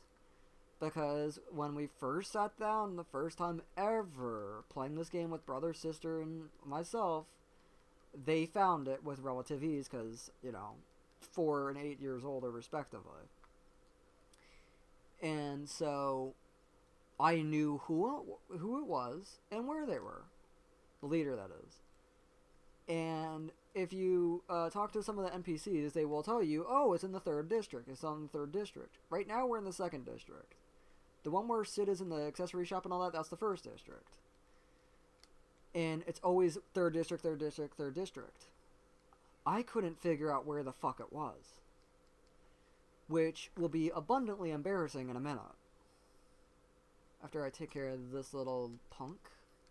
Come on, buddy. Or just, you do that. Come on. There we go. Alright, let's just... now I gotta kill him, because I wanted to get full health. Good lord. Okay. I am not using my last potion. And yes, I'm picking up money, by the way, which is spelled with M-U-N-N-Y, and that's a game over. Bloody hell. Whoopsies. Can you say hello to one of the most beautiful and most depressing things in the world? Yeah. I love it. There's a lot of good fan art of that. But yeah, that game over screen is still a little mildly spooky, to put it mildly. Okay, so to give a hint, because you should probably be able to be able to figure out where the 3rd district is relatively easily. This is the start. Okay, we got a door down there in the alleyway. The alleyway does not have it, I'll just say that. It's not in the hotel. It's not related to the candy shop or that mysterious, weird, quote-unquote, wobbly ladder. It's not down this alleyway over here that I'm running towards, which I'm trying to put my... Okay, lordy lord, lordy lord. So, out of process of elimination, where the fuck is it? Oh my lord.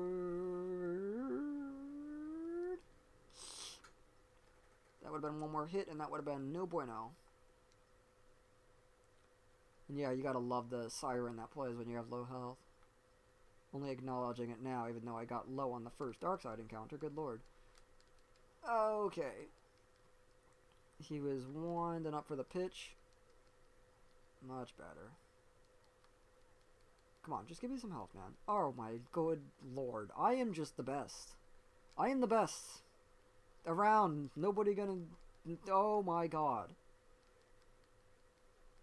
Boy, if you don't stop being a dumb... I'm gonna, like... Ooh.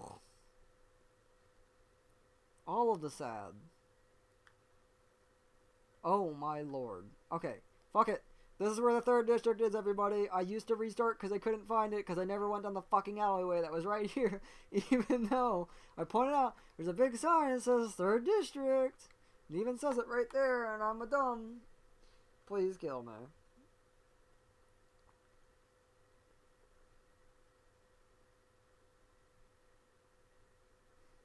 And then this, as Monty Python would say. Or no, now something completely unrelated.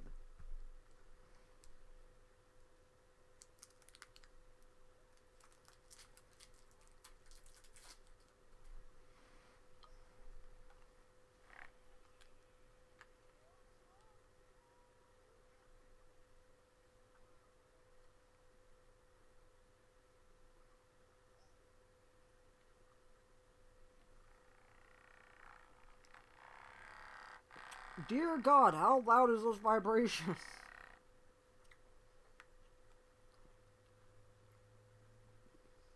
So yeah. Thank you. Okay, so now we're gonna fight with Donald and Goofy. In case it was needing to be spelled out.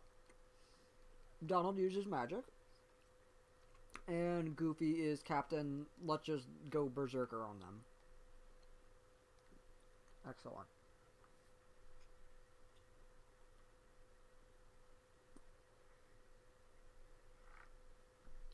Say hello to Guard Armor, who I wrongfully said were the little soldier guys. Again, I say, epic as shit for a 5-year-old. Still is.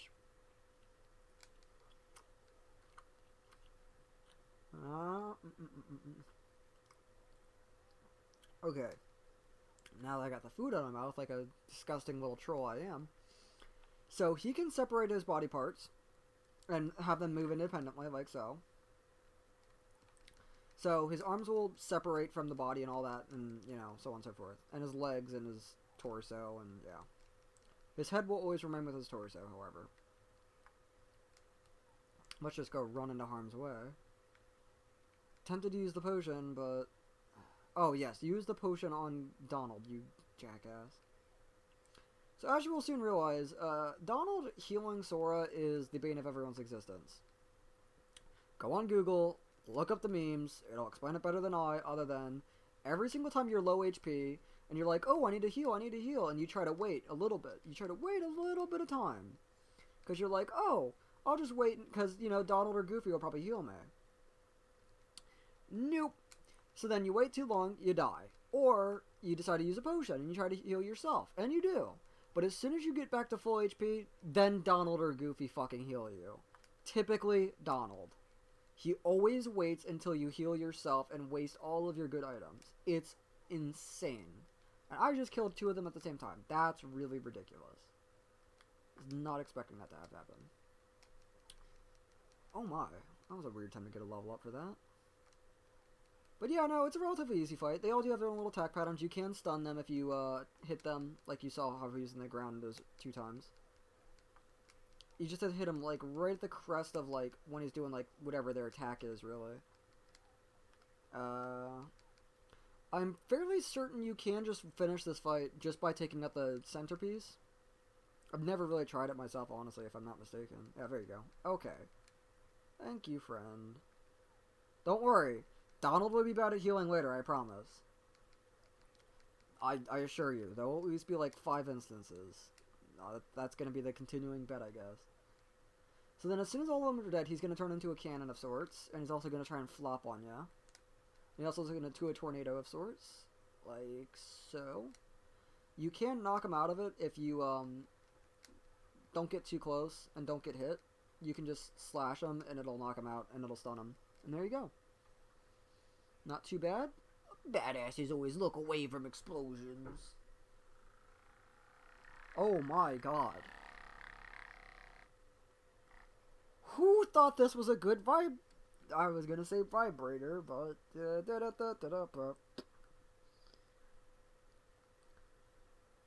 It's so... Ooh, it's intense.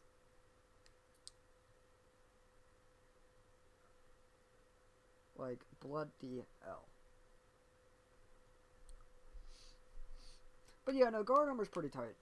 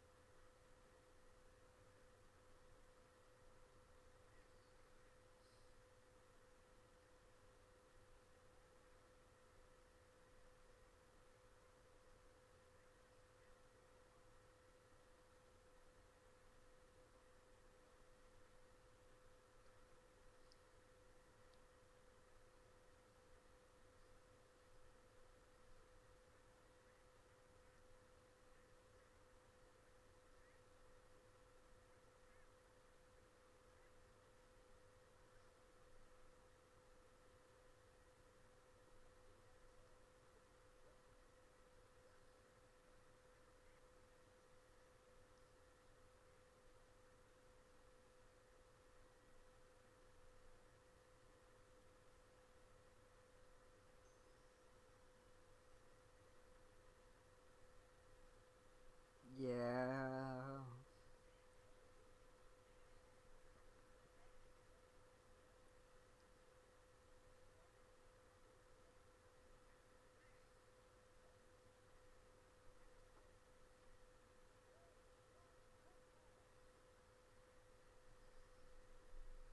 So as I've been trying to say, but I keep on getting interrupted, to do a really large throwback, because God forbid I have any sort of class or technique in my commentary. So Sora has overly sized shoes and gloves and all that because it's supposed to look like Mickey Mouse. The yellow shoes on Mickey Mouse, red pants on Mickey Mouse, big white gloves on Mickey Mouse. Ta-da!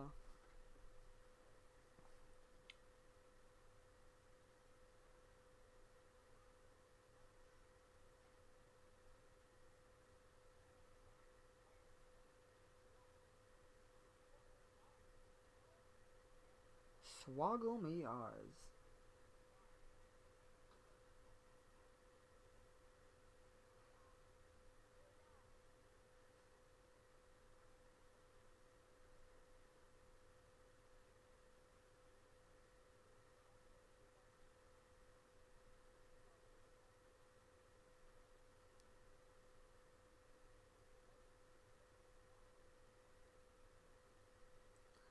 Pom pom pom.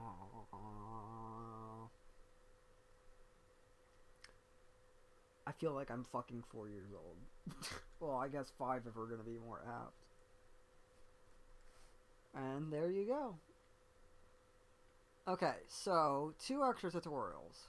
Well, something like that. Okay. Oh, Lord. Now, this is another one of those examples of everything's better in Kingdom Hearts 2. I'll explain all this.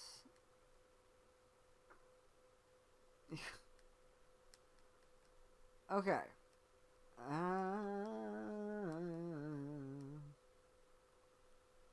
Oh my lord. Yes, Jiminy Cricket's gonna chronologically decolonize stuff, and yes. And that's pretty great. So here is the journal.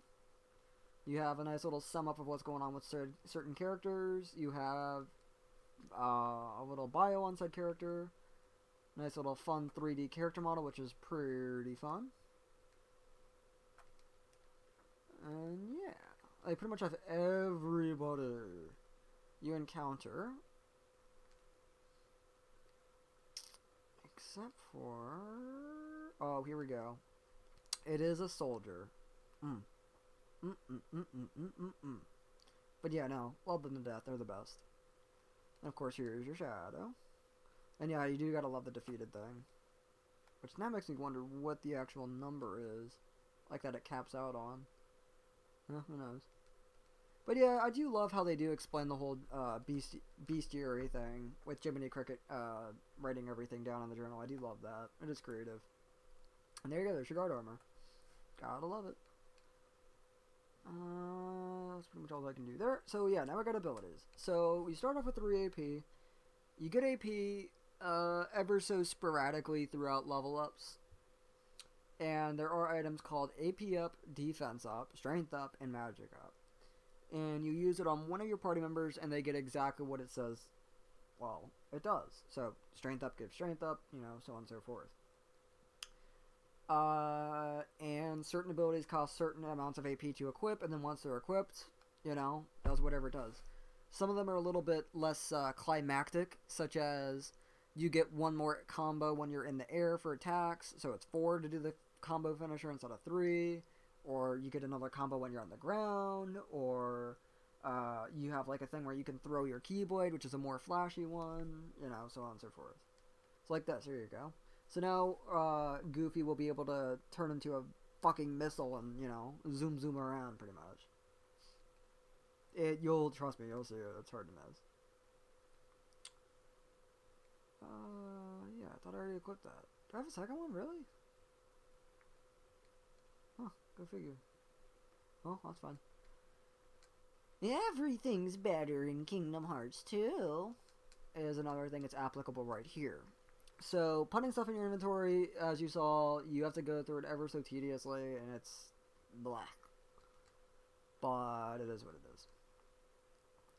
So, that's, well, this is the first tutorial of the 2 that I mentioned. Here's your acknowledgement on the little stamps that have been on the ground that I pointed out. So far, we can only utilize the blue one. So if you go to the bottom, hit Trinity,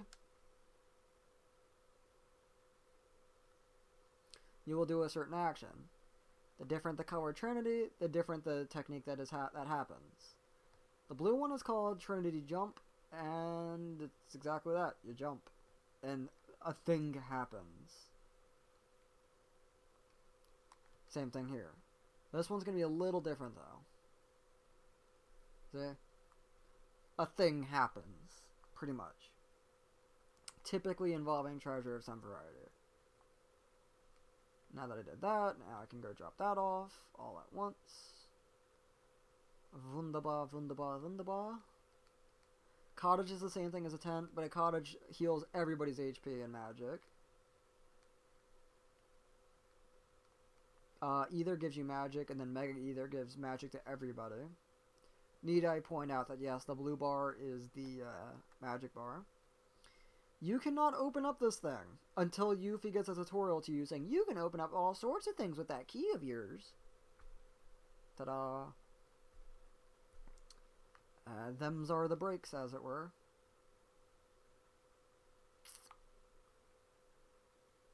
I'm trying to think if... I guess I might as well see it. I mean, we are right now. But I'm not entirely sure if that ladder magically teleports yet or not. The mystery continues. And yeah, there's a way to get that chest. Thinking about it right now. So, I'll spoil it. You do a thing to make these platforms raise up, and then you can end up on top of those little catwalks up there. And there's a little button right there above the spooky face man thing. You step on that, then this clock fixes itself, and then it gives you a postcard. There. I explained it. And, ta-da! That was really loud. I'm sorry. But yeah. Magically teleports. Yeah. Just kind of happens. Yes, there was a red Trinity on that wall. But you didn't hear it from me! And then awkward platforming. Oh, god damn, this is so bad. Another thing that I never knew about as a kid for the most part. And you get to come up here, which is where Donald and Goofy got knocked out of. However, you think that would be it, but yeah, if you go into this arbitrary corner and you see the nothing that is right there, another postcard. Welcome to the crypticness that is Kingdom Hearts at times. You can go in that room that you saw for a second. Not that one. Well, that too. And then another Trinity. Sometimes it'll actually just spawn a chest. But yeah, usually it'll drop money, it'll drop any sort of, you know, thing. Now, this fucking thing. I thought this was a door for as long as time itself. Because, color me crazy, but this thing looks like a fucking door. It's not a door. It's just kind of a star thing that's just kind of there. And then there you go. Now the door from First District is now unlocked, so now we can get a little shortcut here. See? Like that. Now this, however, we now have the ability to fire, which, by the way, Sora has the best and most obnoxious voice acting for it. Yeah. It'll get really old really fast, trust me. So if you use the fire in the fire door, you are permitted entry. And then you can get in a big spooky house. Say hello to bad platforming. As I said, say hello to bad platforming. Yes, partly it is my fault. Let's not, you know, crosshairs here. But, trust me when I say, jumping in general is like the most awkward thing, like, ever. And that's a cute little owl. Now, there's a door right there. Here's an example of a yellow Trinity. Which, all I'm going to say is, interacts with this somehow, involving a chest right there, and that little thing that you can barely see. Can't move my camera. Right there. So yeah. And then that chest back there is an entirely independent thing, all of its own. So yeah. Go on the side entrance. I think to an extent this is an entirely optional thing. I have never done a playthrough in which I completely avoid this for abundantly obvious reasons. But I think there's an option all the same.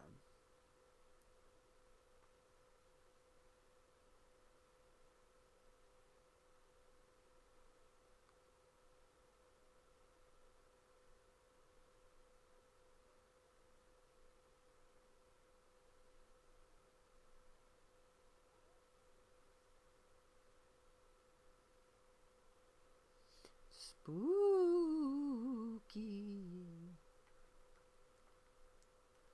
And then, fucking Merlin out of nowhere.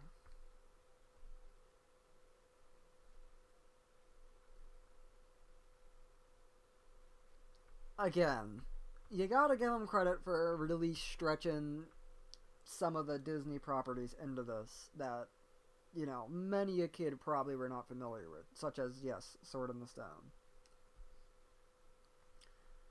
So yeah, Mickey knows about Merlin, told us to assist us, the usual. Yada yada yada yada, he's gonna be our mentor. And then one really cool little... Again, you gotta give it credit, it's just a stupid little moment, but, you know, they put nice little effort into this. Yeah, I will never stop, you know, entirely loving every aspect of this game, but what can I say? Extra polish is good polish. And there's that rocket ship that I pointed out in the cave paintings. But you didn't hear it from me. And then Bippity Boppity Bitch pops up. Who I'm calling a bitch because I have a very big thing against her, which you'll see later. You'll see. It's weird. She does give some interesting things, though. So if you talk to Merlin, Merlin will give you a training room where you'll go upstairs, you'll like stand on top of this table and I'll levitate into the room upstairs, and then you can literally fight furniture for practice. Like literally, like you fight a chair and a table and a bookshelf and so on and so forth. It's all just to practice your magic and your combat and so on and so forth.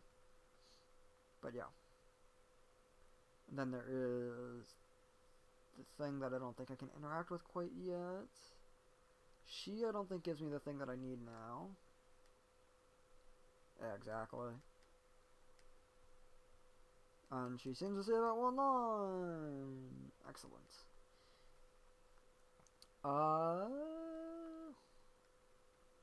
Gotta check to see if I'm not missing that thing. Nope, I'm not. Cool. Okay. So, one weird thing that Kingdom Hearts 1 does. It's really odd. Again, it's one of those things that they kind of just completely got rid of. You know, come Kingdom Hearts 2 and all the spin-offs and, you know, so on and so forth. And that being, so now we have Donald and Goofy, we have access to that quote-unquote spaceship that you saw them piloting around. Now, how you access said spaceship is a horse of a different color. Before we do that, however, there you go. Ow. I'm not entirely sure why I said ow, but that was just really, like, strangely the thing. There's Fat Dude. Swear there's one more thing. Yeah. I think if you read it, it says, like, the fire burns crisply. Yeah, probably still don't need any of that. And yeah, so if you have these rings, it'll give you 1 extra AP for wherever you equip it for. So long as it's equipped. It's okay. I mean, I didn't buy it for a reason. Look at it that way.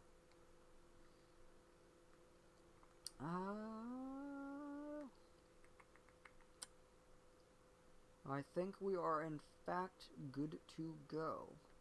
Oh, I know what I needed to check. That's right. Yeah, so Thomas Jefferson's dead, but he's also right here. As far as I'm concerned, it's his twin brother. And yes, trust me when I say that dude that we saw is not the same dude, because that dude is dead. Again, there's an explanation for what happens if you get your heart taken by a Heartless. However, it will not be really anywhere in Kingdom Hearts 1, just about. And to spoil it and further emphasize it, Kingdom Hearts 2 gets very, very, very dark. Kingdom Hearts 1, for all intents and purposes, really is just like a taking it easy, slowly explaining everything for all the kids and stuff like that, whereas 2 really just cracks everything to 11. You can leave the fucking world. That's the weird thing that it does. Yeah. Otherwise, you just go to a save point and you just hit world map and it'll take you out. Fuck me.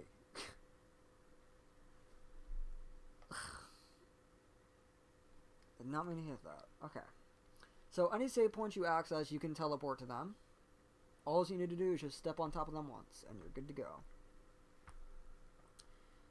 Now, there is a quote-unquote wrong choice and a correct choice.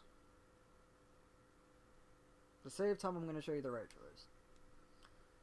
So, they changed this drastically in Kingdom Hearts 2 a lot for the better, trust me. And that being the gummy ship sequences. Look it up on YouTube in advance if you're really curious, because obviously you have to get through Kingdom Hearts 1 entirely to be able to even show off the extraordinary difference, but just trust me, it's there. That being, the gummy ship sequences in Kingdom Hearts 1 are very, very LSD heavy. Point in case, look at this fucking thing. I don't know what you want me to say either. It's just kind of strange. Now, where's the thing that makes me do the thing? Thing that does the thing. Here's the thing that does the thing. So, you kill stuff, you get supplies. Dispel G is the stuff you can put on your gummy ship. You can change what your gummy ship looks like. If you really want to make a giant flying penis, feel free. Now, why you would do that, I mean, that's entirely your own discretion. But they have quite an interesting repertoire of items. It is effectively like playing like Legos in every sense of the word.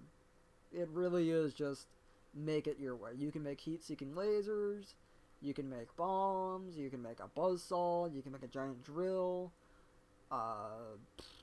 you can put on a bunch of jets to go really super fast, you can be tanky, get a ton of health, you know, the list goes on. It's a nice little addition. Again, it's one of those things where it's really interesting thinking about that they actually added this in an engine. Again, giving it the engine is really effectively like a combat-involved engine, and they tacked on this weird gummy ship stuff.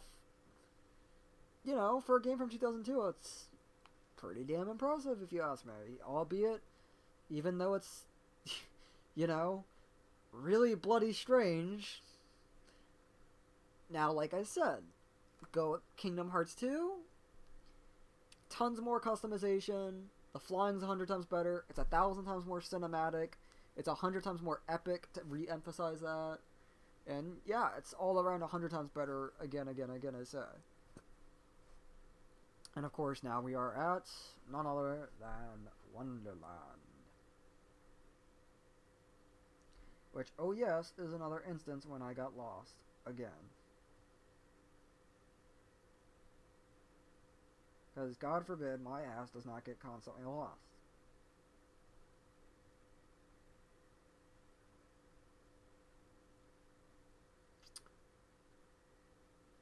I think there's a version of the game where they removed that scene, where they're floating down. I don't remember why.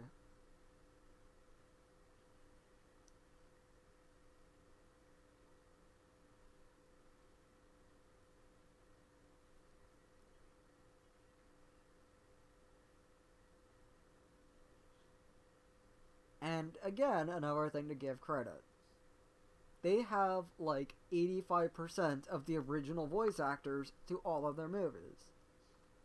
Yes, probably some of them are actually just reused lines from the movies and just dubbed in. That's, you know, fine. And how much more Wonderland can you get? But yeah, no, generally speaking, they do have all the original voice actors. Just said 85%, then just says all. Oops. And of course, now you're really going to see just how faithful to the designs they are for a lot of the worlds, and just how clever and creative they really are.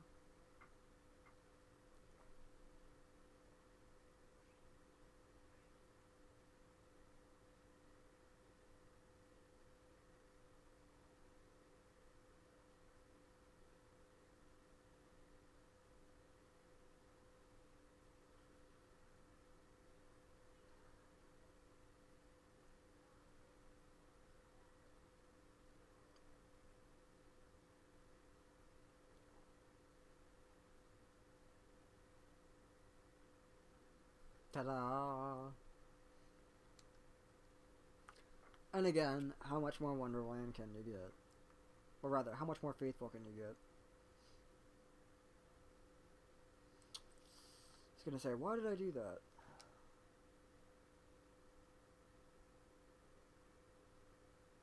Because we need to do this. And this I love. I love everything about this.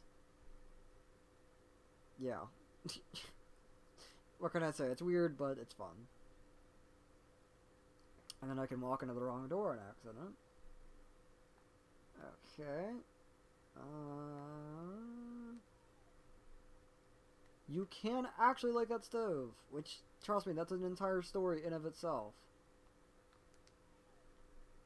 Come on, you. Fine. Whatever. Yeah. I guess I'm just okay, Donald, you're killing me. Just misremembering it for now. But like I said though, every time I play this game, I always learn something new. Such as... there's a stove right there. Oh dear, here we go. I love this fucking song, by the way. This battle song is so good. I'll let it play out.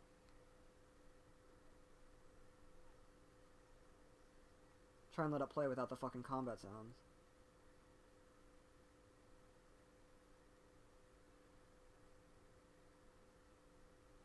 Ow.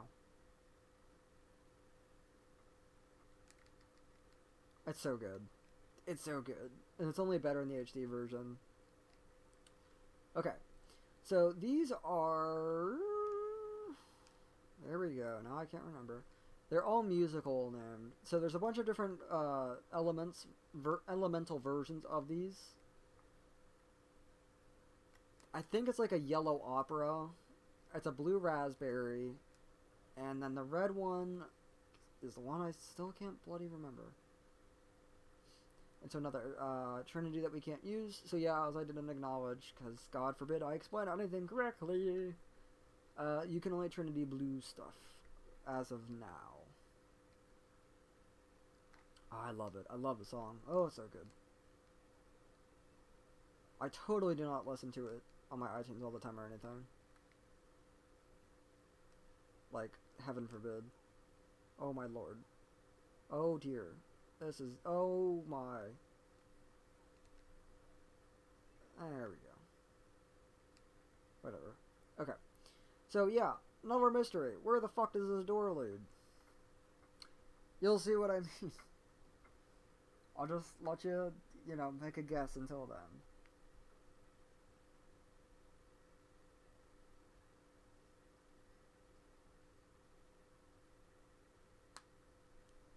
Accidentally cracking my thumb.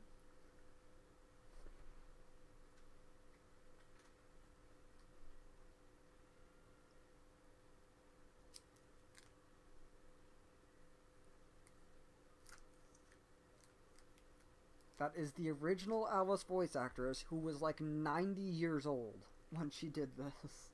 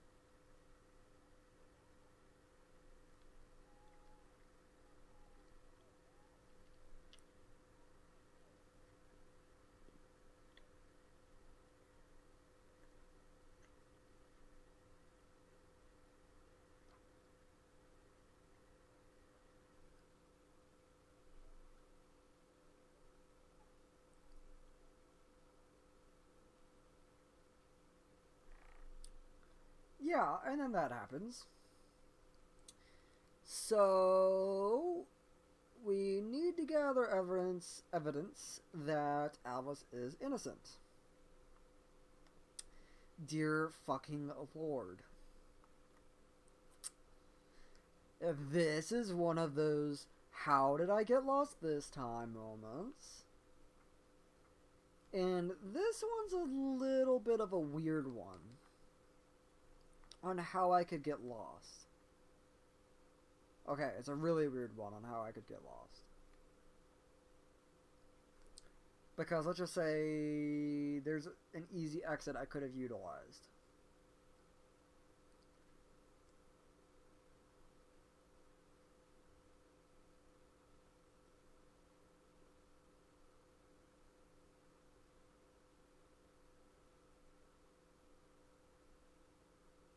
And there you go. Because Cheshire Cat is best cat. Okay, so, this.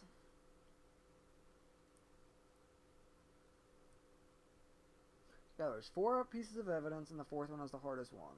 And of course, you get a reward if you get them all. You only need to get one piece of evidence. That was the easy escape. As a kid, I didn't realize that. Remember the part where I said I'm an idiot? Yes. About that evidence. Hello, one piece of evidence right there. That was weird. So now we got footprints in a box.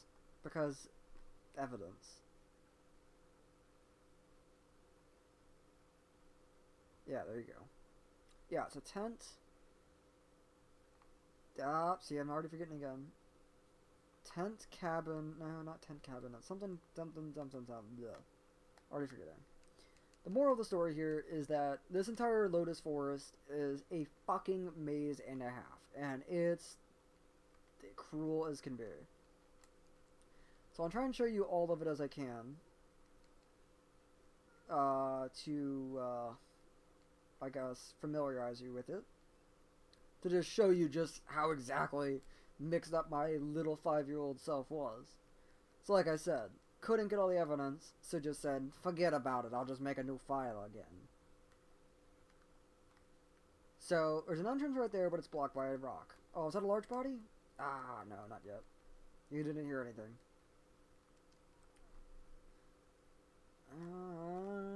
Where'd you go? And yeah, fire does a lot. And yeah. Hello, platforming, my friend. There we go. Oh yeah, that's right. Okay. So this right here is a little chest with a little blue thing around it. You always get puppies. So when you open up chests, you always get 3 puppies. Meaning there's obviously only 33 chests of puppies worth you need to get. To get all 99, of course. Of course, there's your second piece of evidence. You already saw one of them. Because it's on top of the fireplace, if you will recall. Now this is where I get lost. Or I got lost. You give them an item that they want.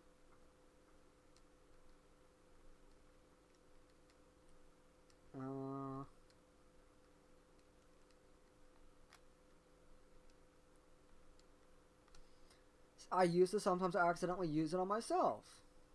Therefore, losing an entire fucking item. One that I, obviously have limited amounts of. One of these flowers is supposed to be doing a very important and very specific thing. Little old me could not figure that out, on which one it was. I knew what it did. I knew I had to give a item, again, just entirely uncertain of which one, and therefore kept using items, started running out of items, kept on done goofing pretty much. Thus, time to restart and make a new file! And so here we are today, I suppose. As for this, there's an entrance in there that we cannot access, over there. There's one right there that we cannot access. There is one back there on that tree, but we can't access it, but there is one right here. This I fucking adore, and surely you will love this.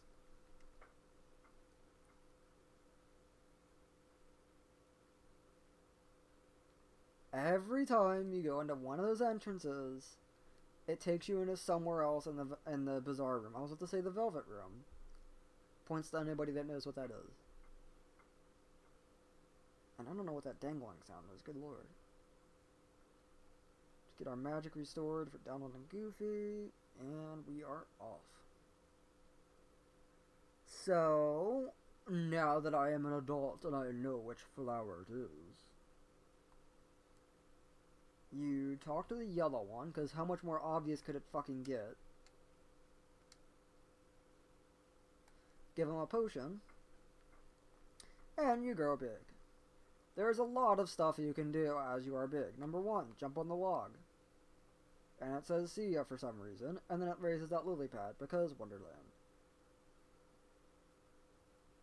And then, if you examine the nut, or no, come on, or if you attack it, there we go. You knock it down. Then you can spin the tree, thus giving you a platform. And if you eat the nut, you shrink. So there you go. Now we've got two more entrances to go into. Welcome to the creativity that is Wonderland. First things first, might as well get this one. Yeah, he's not kidding though. That evidence is pretty cleverly hidden. So then this thing happens. Say hello to the fourth piece of evidence. And say hello to a leap of faith because Donald's blocking this shit. Yeah. Can't tell you how many times I've dreamt of doing that to Donald off a cliff. Hello, platforming. The bane of my existence. And if you thought I was going to make that jump, shame on you. When will you learn that Kingdom Hearts 1 platforming is the worst? And I'm telling you, they phased it out immediately after Kingdom Hearts 2 came out, because they realized, yeah, probably not the best thing to have in the game. So they pretty much got rid of it entirely. And whatever's there is a lot better, if anything. I'm telling you, Kingdom Hearts 2 is... oof. It's a work of art, I'm telling you. It's so good. Okay. Leap of faith. Donald, please. Yeah, the camera's the thing that kills me. There we are. Now, this special thing that we get is really handy dandy.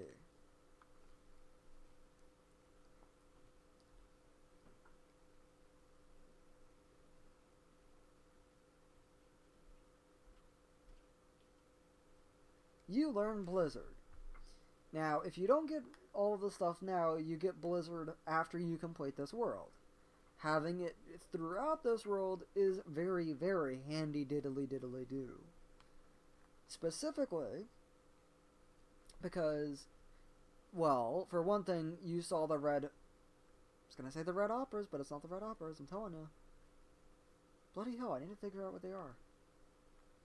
Anyways, now you have a weakness to use against them, pretty much. Meaning, A, you get one extra piece of XP, which really is not bad given the fact that, you know, it takes like 150 or whatever to level up right now, so it's not too hard to level up, but any little bit helps. And B, it one-shots them, which is also pretty, well, great. What's not great is platforming! There we are. Now, I don't even remember what angle it sends us here. Ah, right, okay. We get absolutely nothing. I wish I was kidding. I'll just say there is a reason why, though.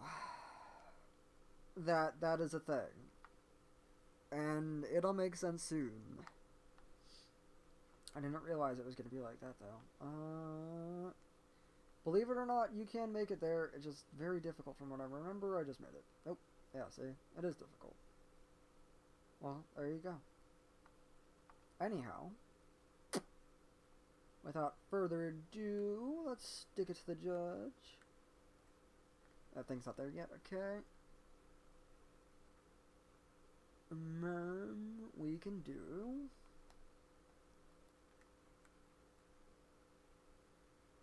this. Oh no, I have to give it to the guard. Oopsies. Okay.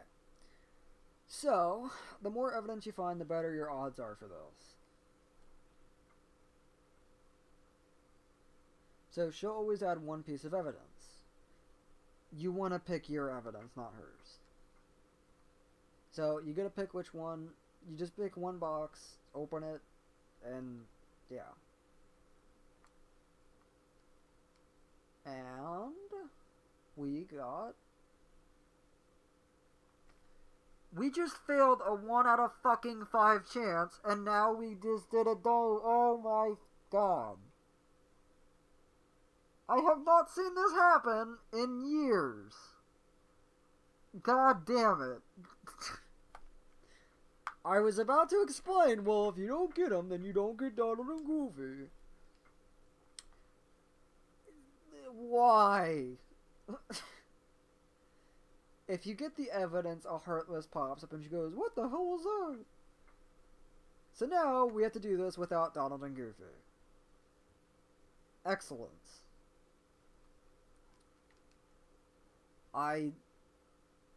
Oh my lord. So you can knock down the cards and they are, for all intents and purposes, dead. But they will get back up. So you need to just attack this little tower. And just keep on spinning the little thingamajigger. Okay, friend. Okay, friend. Okay, friend. Yeah, so Blizzard is like a shotgun. Fire is like a missile. I need to stop standing so damn close. Back off. Now you can actually hear the music for once. And then you gotta break the tower itself. After all that's done. Get some health orbs, but I kinda gotta rush this because they're gonna come for me. Or I guess I lied. Tony, they are getting too close for comfort. I seriously have not seen that thing happen in the past, like, 10 years. I'm astonished that I actually got the wrong bloody box. That's incredible. I never even remember what the animation looked like that happened. All I knew is they were out of commission for that fight. Unbelievable, man. I tell you.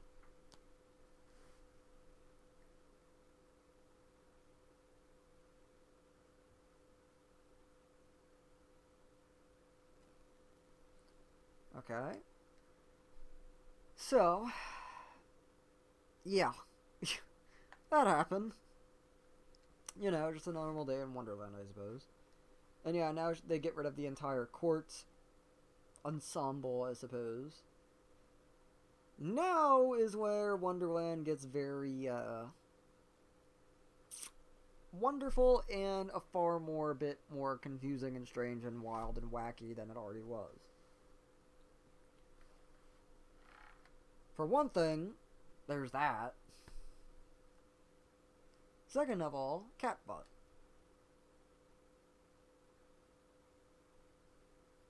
And yeah, he's not kidding. Everything's mixed up because of the shadows. Left, right, up, down. Yeah, that's not an exaggeration. There's a large body. Large body. Cannot damage them in the front. They'll lunge at you like that. They'll also go like really thing. You gotta hit them in the butt. They're pretty great. There's this thing where he's doing his thing. You can use magic though. See? You will never see me use magic, but now I'm an adult, so now I kind of do. So, yeah. Anyways. So yeah, Blizzard's pretty great. Much better. Problem is, I need one potion, which I'm not sure if I have or not. Excellent. Oh, no, I didn't put it on. Oh, I did. Huh. Go figure. Anyways. So, give this to our little flower friend. Because, take this rock. Throw it into the pond. And do-do-do-do-do-do-do. Not sure if that was a Zelda sound or not. And then, boop. And then we're good to go.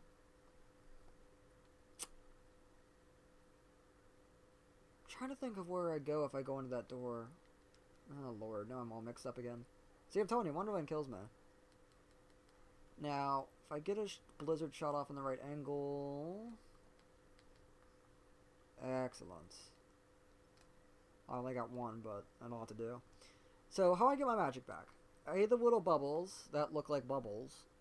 B, see that little tiny little orange bar? It's not really, oh, it's there now. So if the orange bar goes past the blue bar, then it turns into a blue bar. The orange bar gets built up if I do damage. Simple as that. I'm gonna die in a minute. See, exactly like that. So if I do one more hit, there you go. So it's simple as that. They changed the magic system entirely in Kingdom Hearts 2. A lot more for the better too, by the way. But I digress. Okay, so here's where it's going to get very wacky, very wonderful, and very JoJo Bizarre Adventure. Because it's not a normal day if I don't reference that. So now, instead of ending up on the bookshelf, we end up on the side of the room. Or I said bookshelf, sorry, I meant the faucet. Yeah, like he said, everything's mixed up due to the shadows now. Left, right, up, down, so on. Yeah. It's pretty great. Even as a kid, as confused as I got, which, oh, you're damn right I got confused. Still great. So you can fall into those shutters and you'll end up right back in the forest. Otherwise, interact with that, pot appears, and then you can go into a new secret room by jumping into the pot. And you get a chest, which should be Dalmatians. No. Dalmatians. Well, there you go. You're like that. Oh. Put it on fucking forever ago. I forgot to acknowledge it. So yeah, that ability that Donald gave me, or Goofy, or whatever, for that tutorial, I got Dodge Roll. Which, well, Dodge Roll. Ta-da. It's pretty handy dandy, actually. It's actually one of the most useful abilities in the game.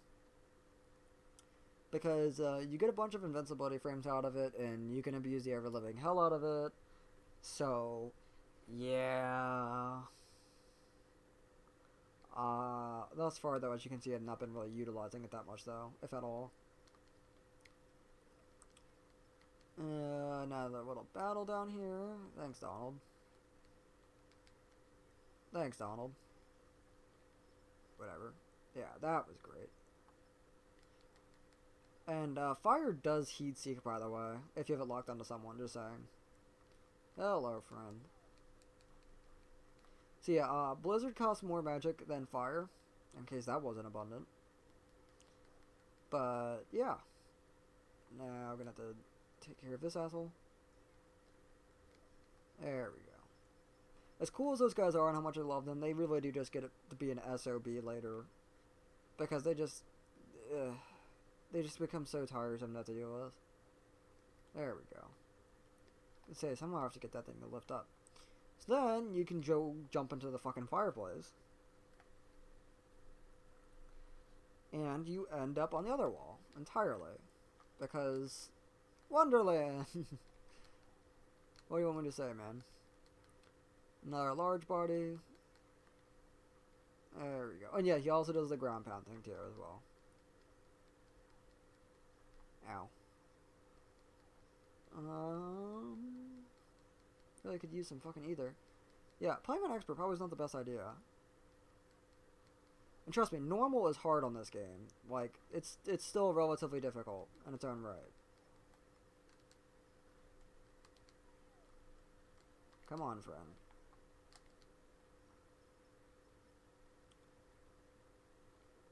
Come on. Toro, Toro, Toro, Toro. Fine, just sit there and just scratch your head. Oh my. Oh my. Yeah. Welcome to expert mode. It gets to be no bueno. And then the black screen of death. Thank you. Yes, let's use fire on the fire-based enemy. Marvelous. Oh my, now I'm all mixed up again. And yeah, you can knock him out of his berserk thing, like if you attack as usual. Later on, there will be an ability that you can use that replaces dodge roll.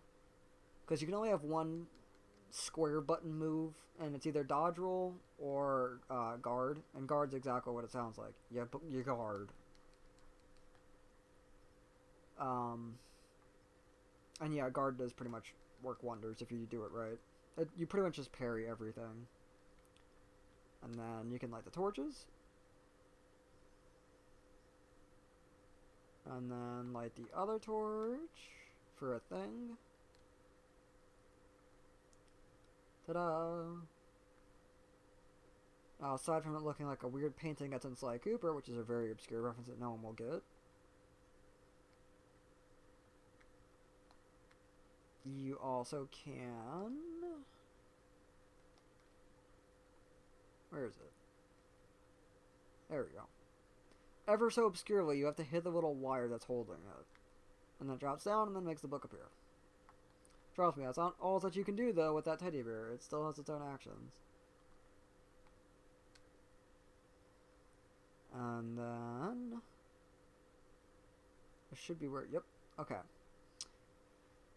This little white trinity is a very infamous thing. It gives you a very important reward. You will not get white trinity until the very end of the game. That is all I have to say.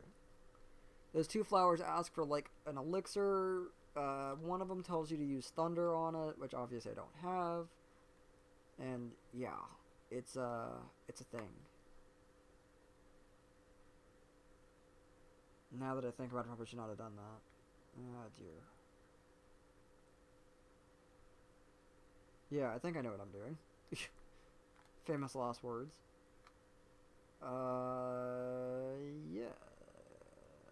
Would you like to open? Friend, what is the story here? Hello. At least I got what I wanted. And then this one should take me to the Queen's Castle. Apparently a very good liar. There we go. Oh, yes, the best ability.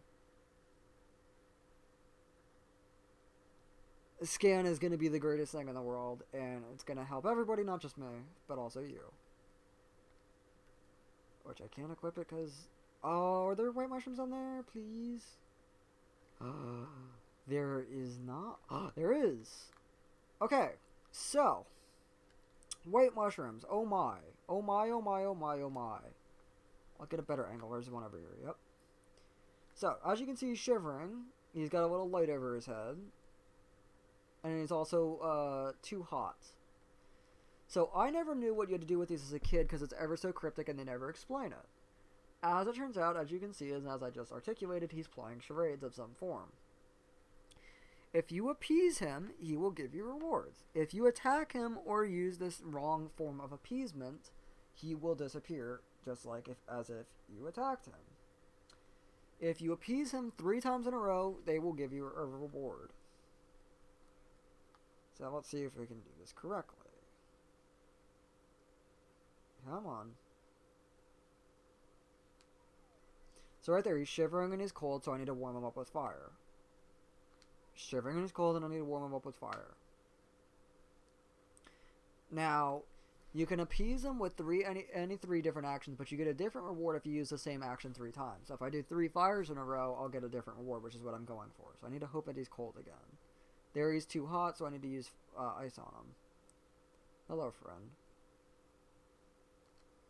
There you go. Alright, now I can tend to you, my friend. You get a bunch of bubbles to refill your magic, and you also get fire arts.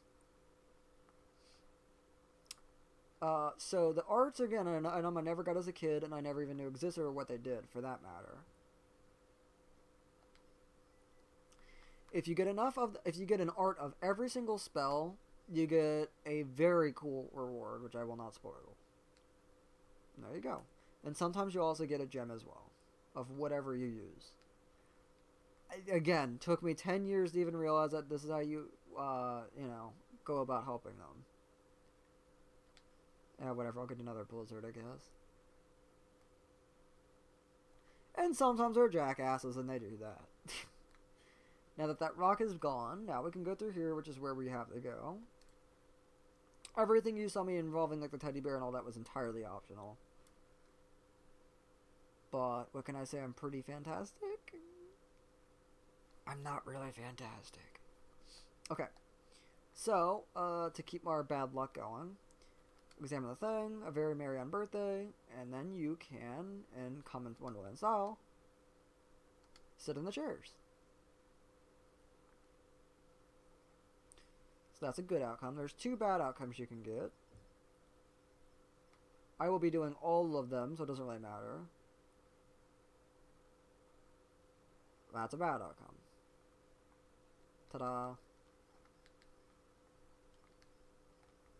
And if you do all of them, you actually get one of the elixirs in the game.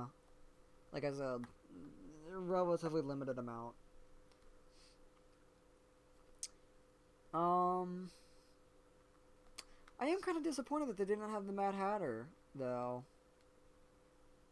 That's all you're gonna see. Like, there is no point where, like, ta-da, he comes out of the painting. Like, nope, that's the entirety of his appearance, and I'm not entirely sure why. Like, he's in the painting. Or clearly owns a hat store. In Traverstown, no less. All these questions and more will never be answered. And yeah, they do even change the painting. If, like, enemies pop up and, like, if they don't and stuff, it's great. That's a nice little polish, but, you know, it still would have been nice to have them at least have some form of appearance. I can't really say, like, copyright or whatever. I don't even begin to know what could possibly be the case of why. It's the strangest thing to me. Yeah, see? They changed the little thing to a happy stance. It's nice. And then there should be a bad one. Ooh, excellent. I said there was two bad ones, but I'm pretty sure there's actually three.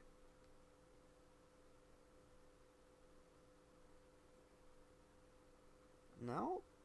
Color me impressed? No, I did sit in all of them, correct? I did. Excellent. So yeah, you don't even really acknowledge them either.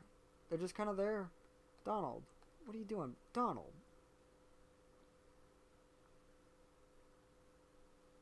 What the fuck is wrong with you, Duck? Then there's these two chests you have to get up there. And there's one up there as well. And there's one right there. They're very complicated on how you get them, trust me. Like, oh my god. And no, we will not be getting them for a very, very, very long time.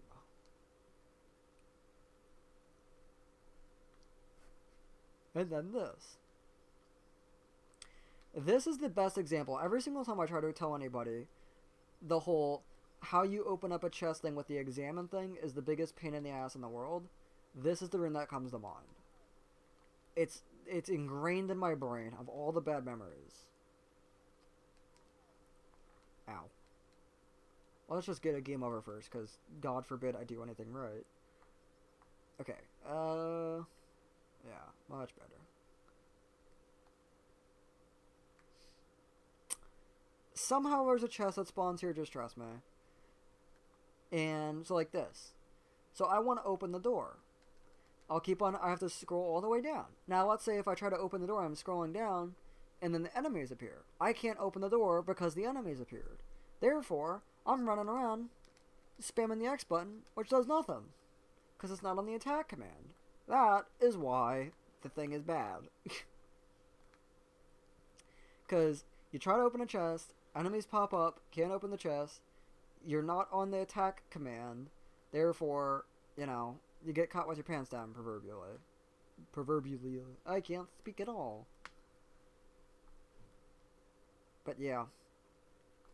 So like you said, you need to turn on the lights to get rid of said shadows, yada yada yada. Oh my lord. Sora, you got big old legs, you can't jump, boy.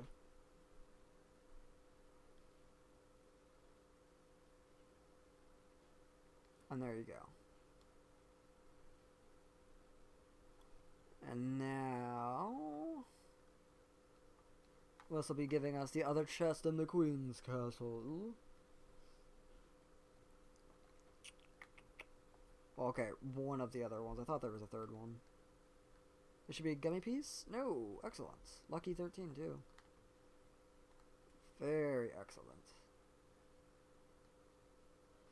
Now, say hello to the relevance of why I was saying the thing with the stove and how you can light it. This is that part. And, oh my god. It's unbelievably useful.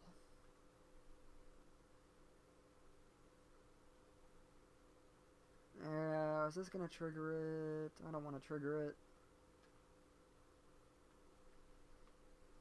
Excellent. So now we can interact all of the misdoings that we did. Such as... this should give me a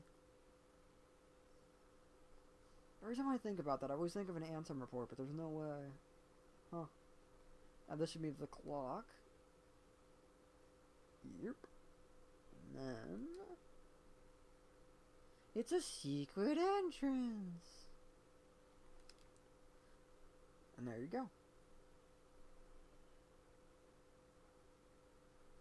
Fuck, I can't remember for the life of me what's inside here, though. I think it's just a normal chest. I think it's like a... oh, no, it takes me to the thing, tea party room. With the thing on the thing. Yep.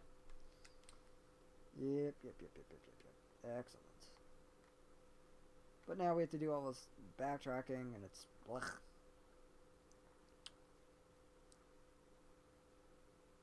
Oh, yeah, and there's one more entrance in here that I haven't gone through. Wait, why haven't I gone through it? What's that about? And yes, grinding in this area is not bad in the early game, because yeah, you just blizzard and then you're done. See? Excellent.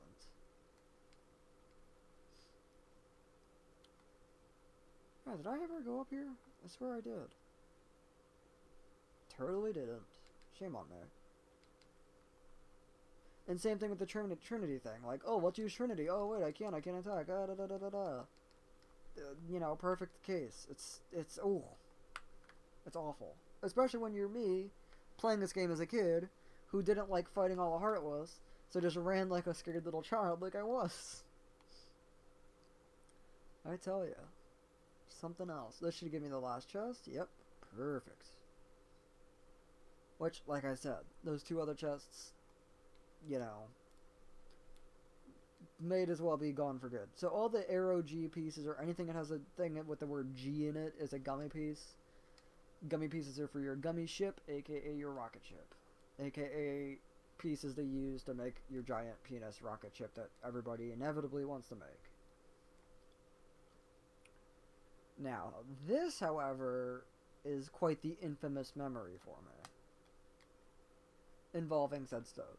Which, to point it out, to give proof, shoot a flame in there. And nothing fucking happens because fuck me. Why don't you do this every now? Fine. Have it that way. There we go. I'm probably gonna need that magic, but whatever.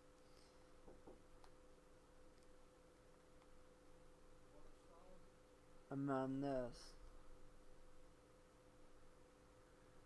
Getting distracted by people outside my door. Oh, there it is. It did light. Haha. Told you so. So, you can light the stove, like so, or...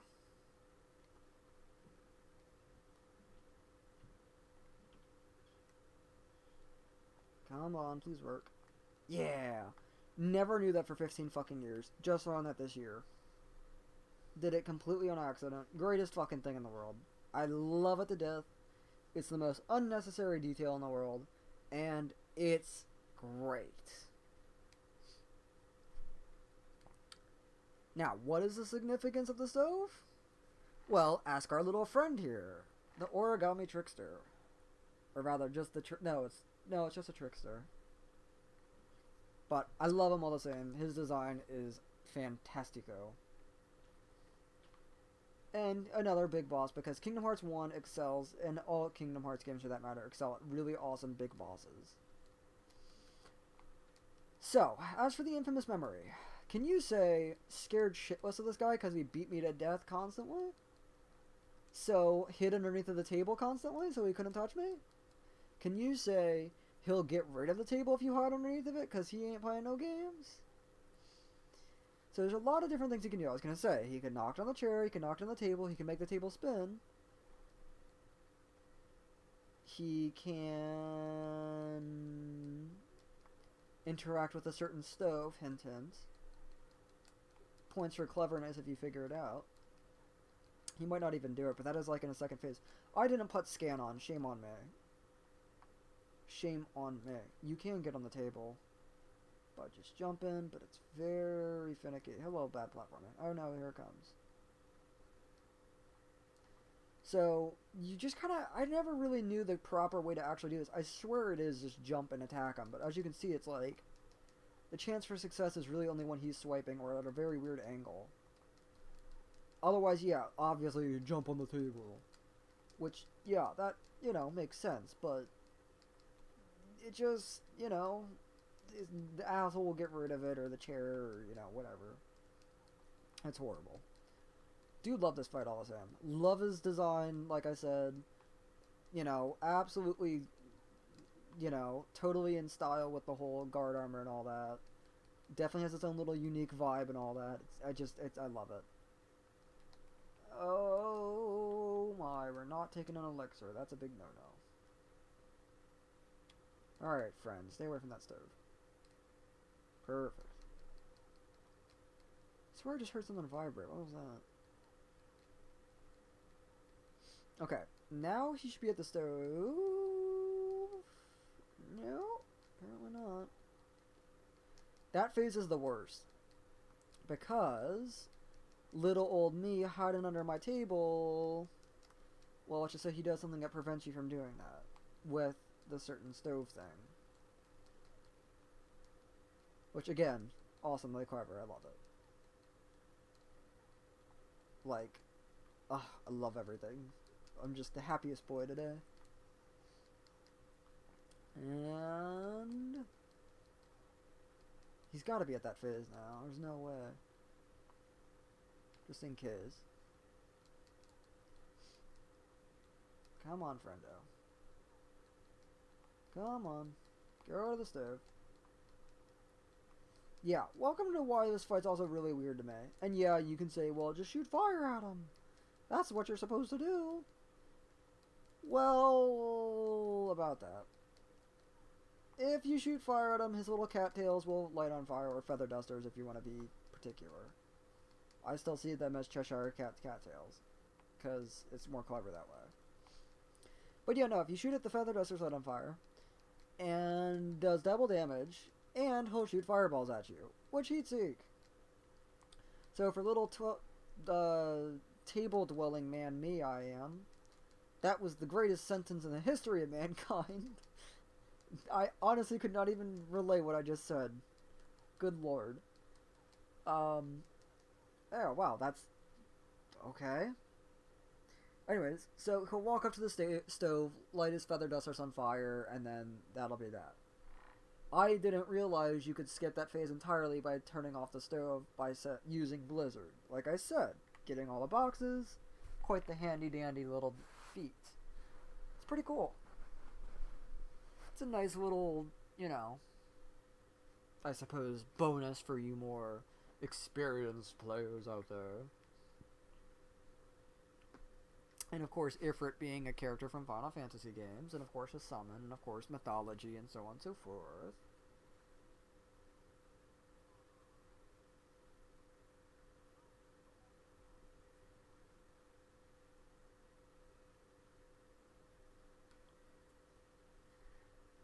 And then this.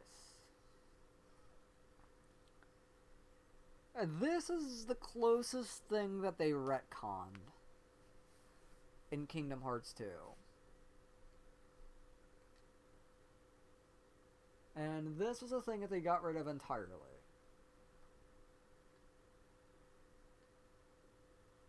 That being the Navi G pieces. Kingdom Hearts 2, you get very few chests that have anything pertaining to gummy pieces. Which makes it so that any chest you do get in Kingdom Hearts 2 are 100 times better and a lot more worthwhile. Even like a potion is a, nice little treat to have, as it were.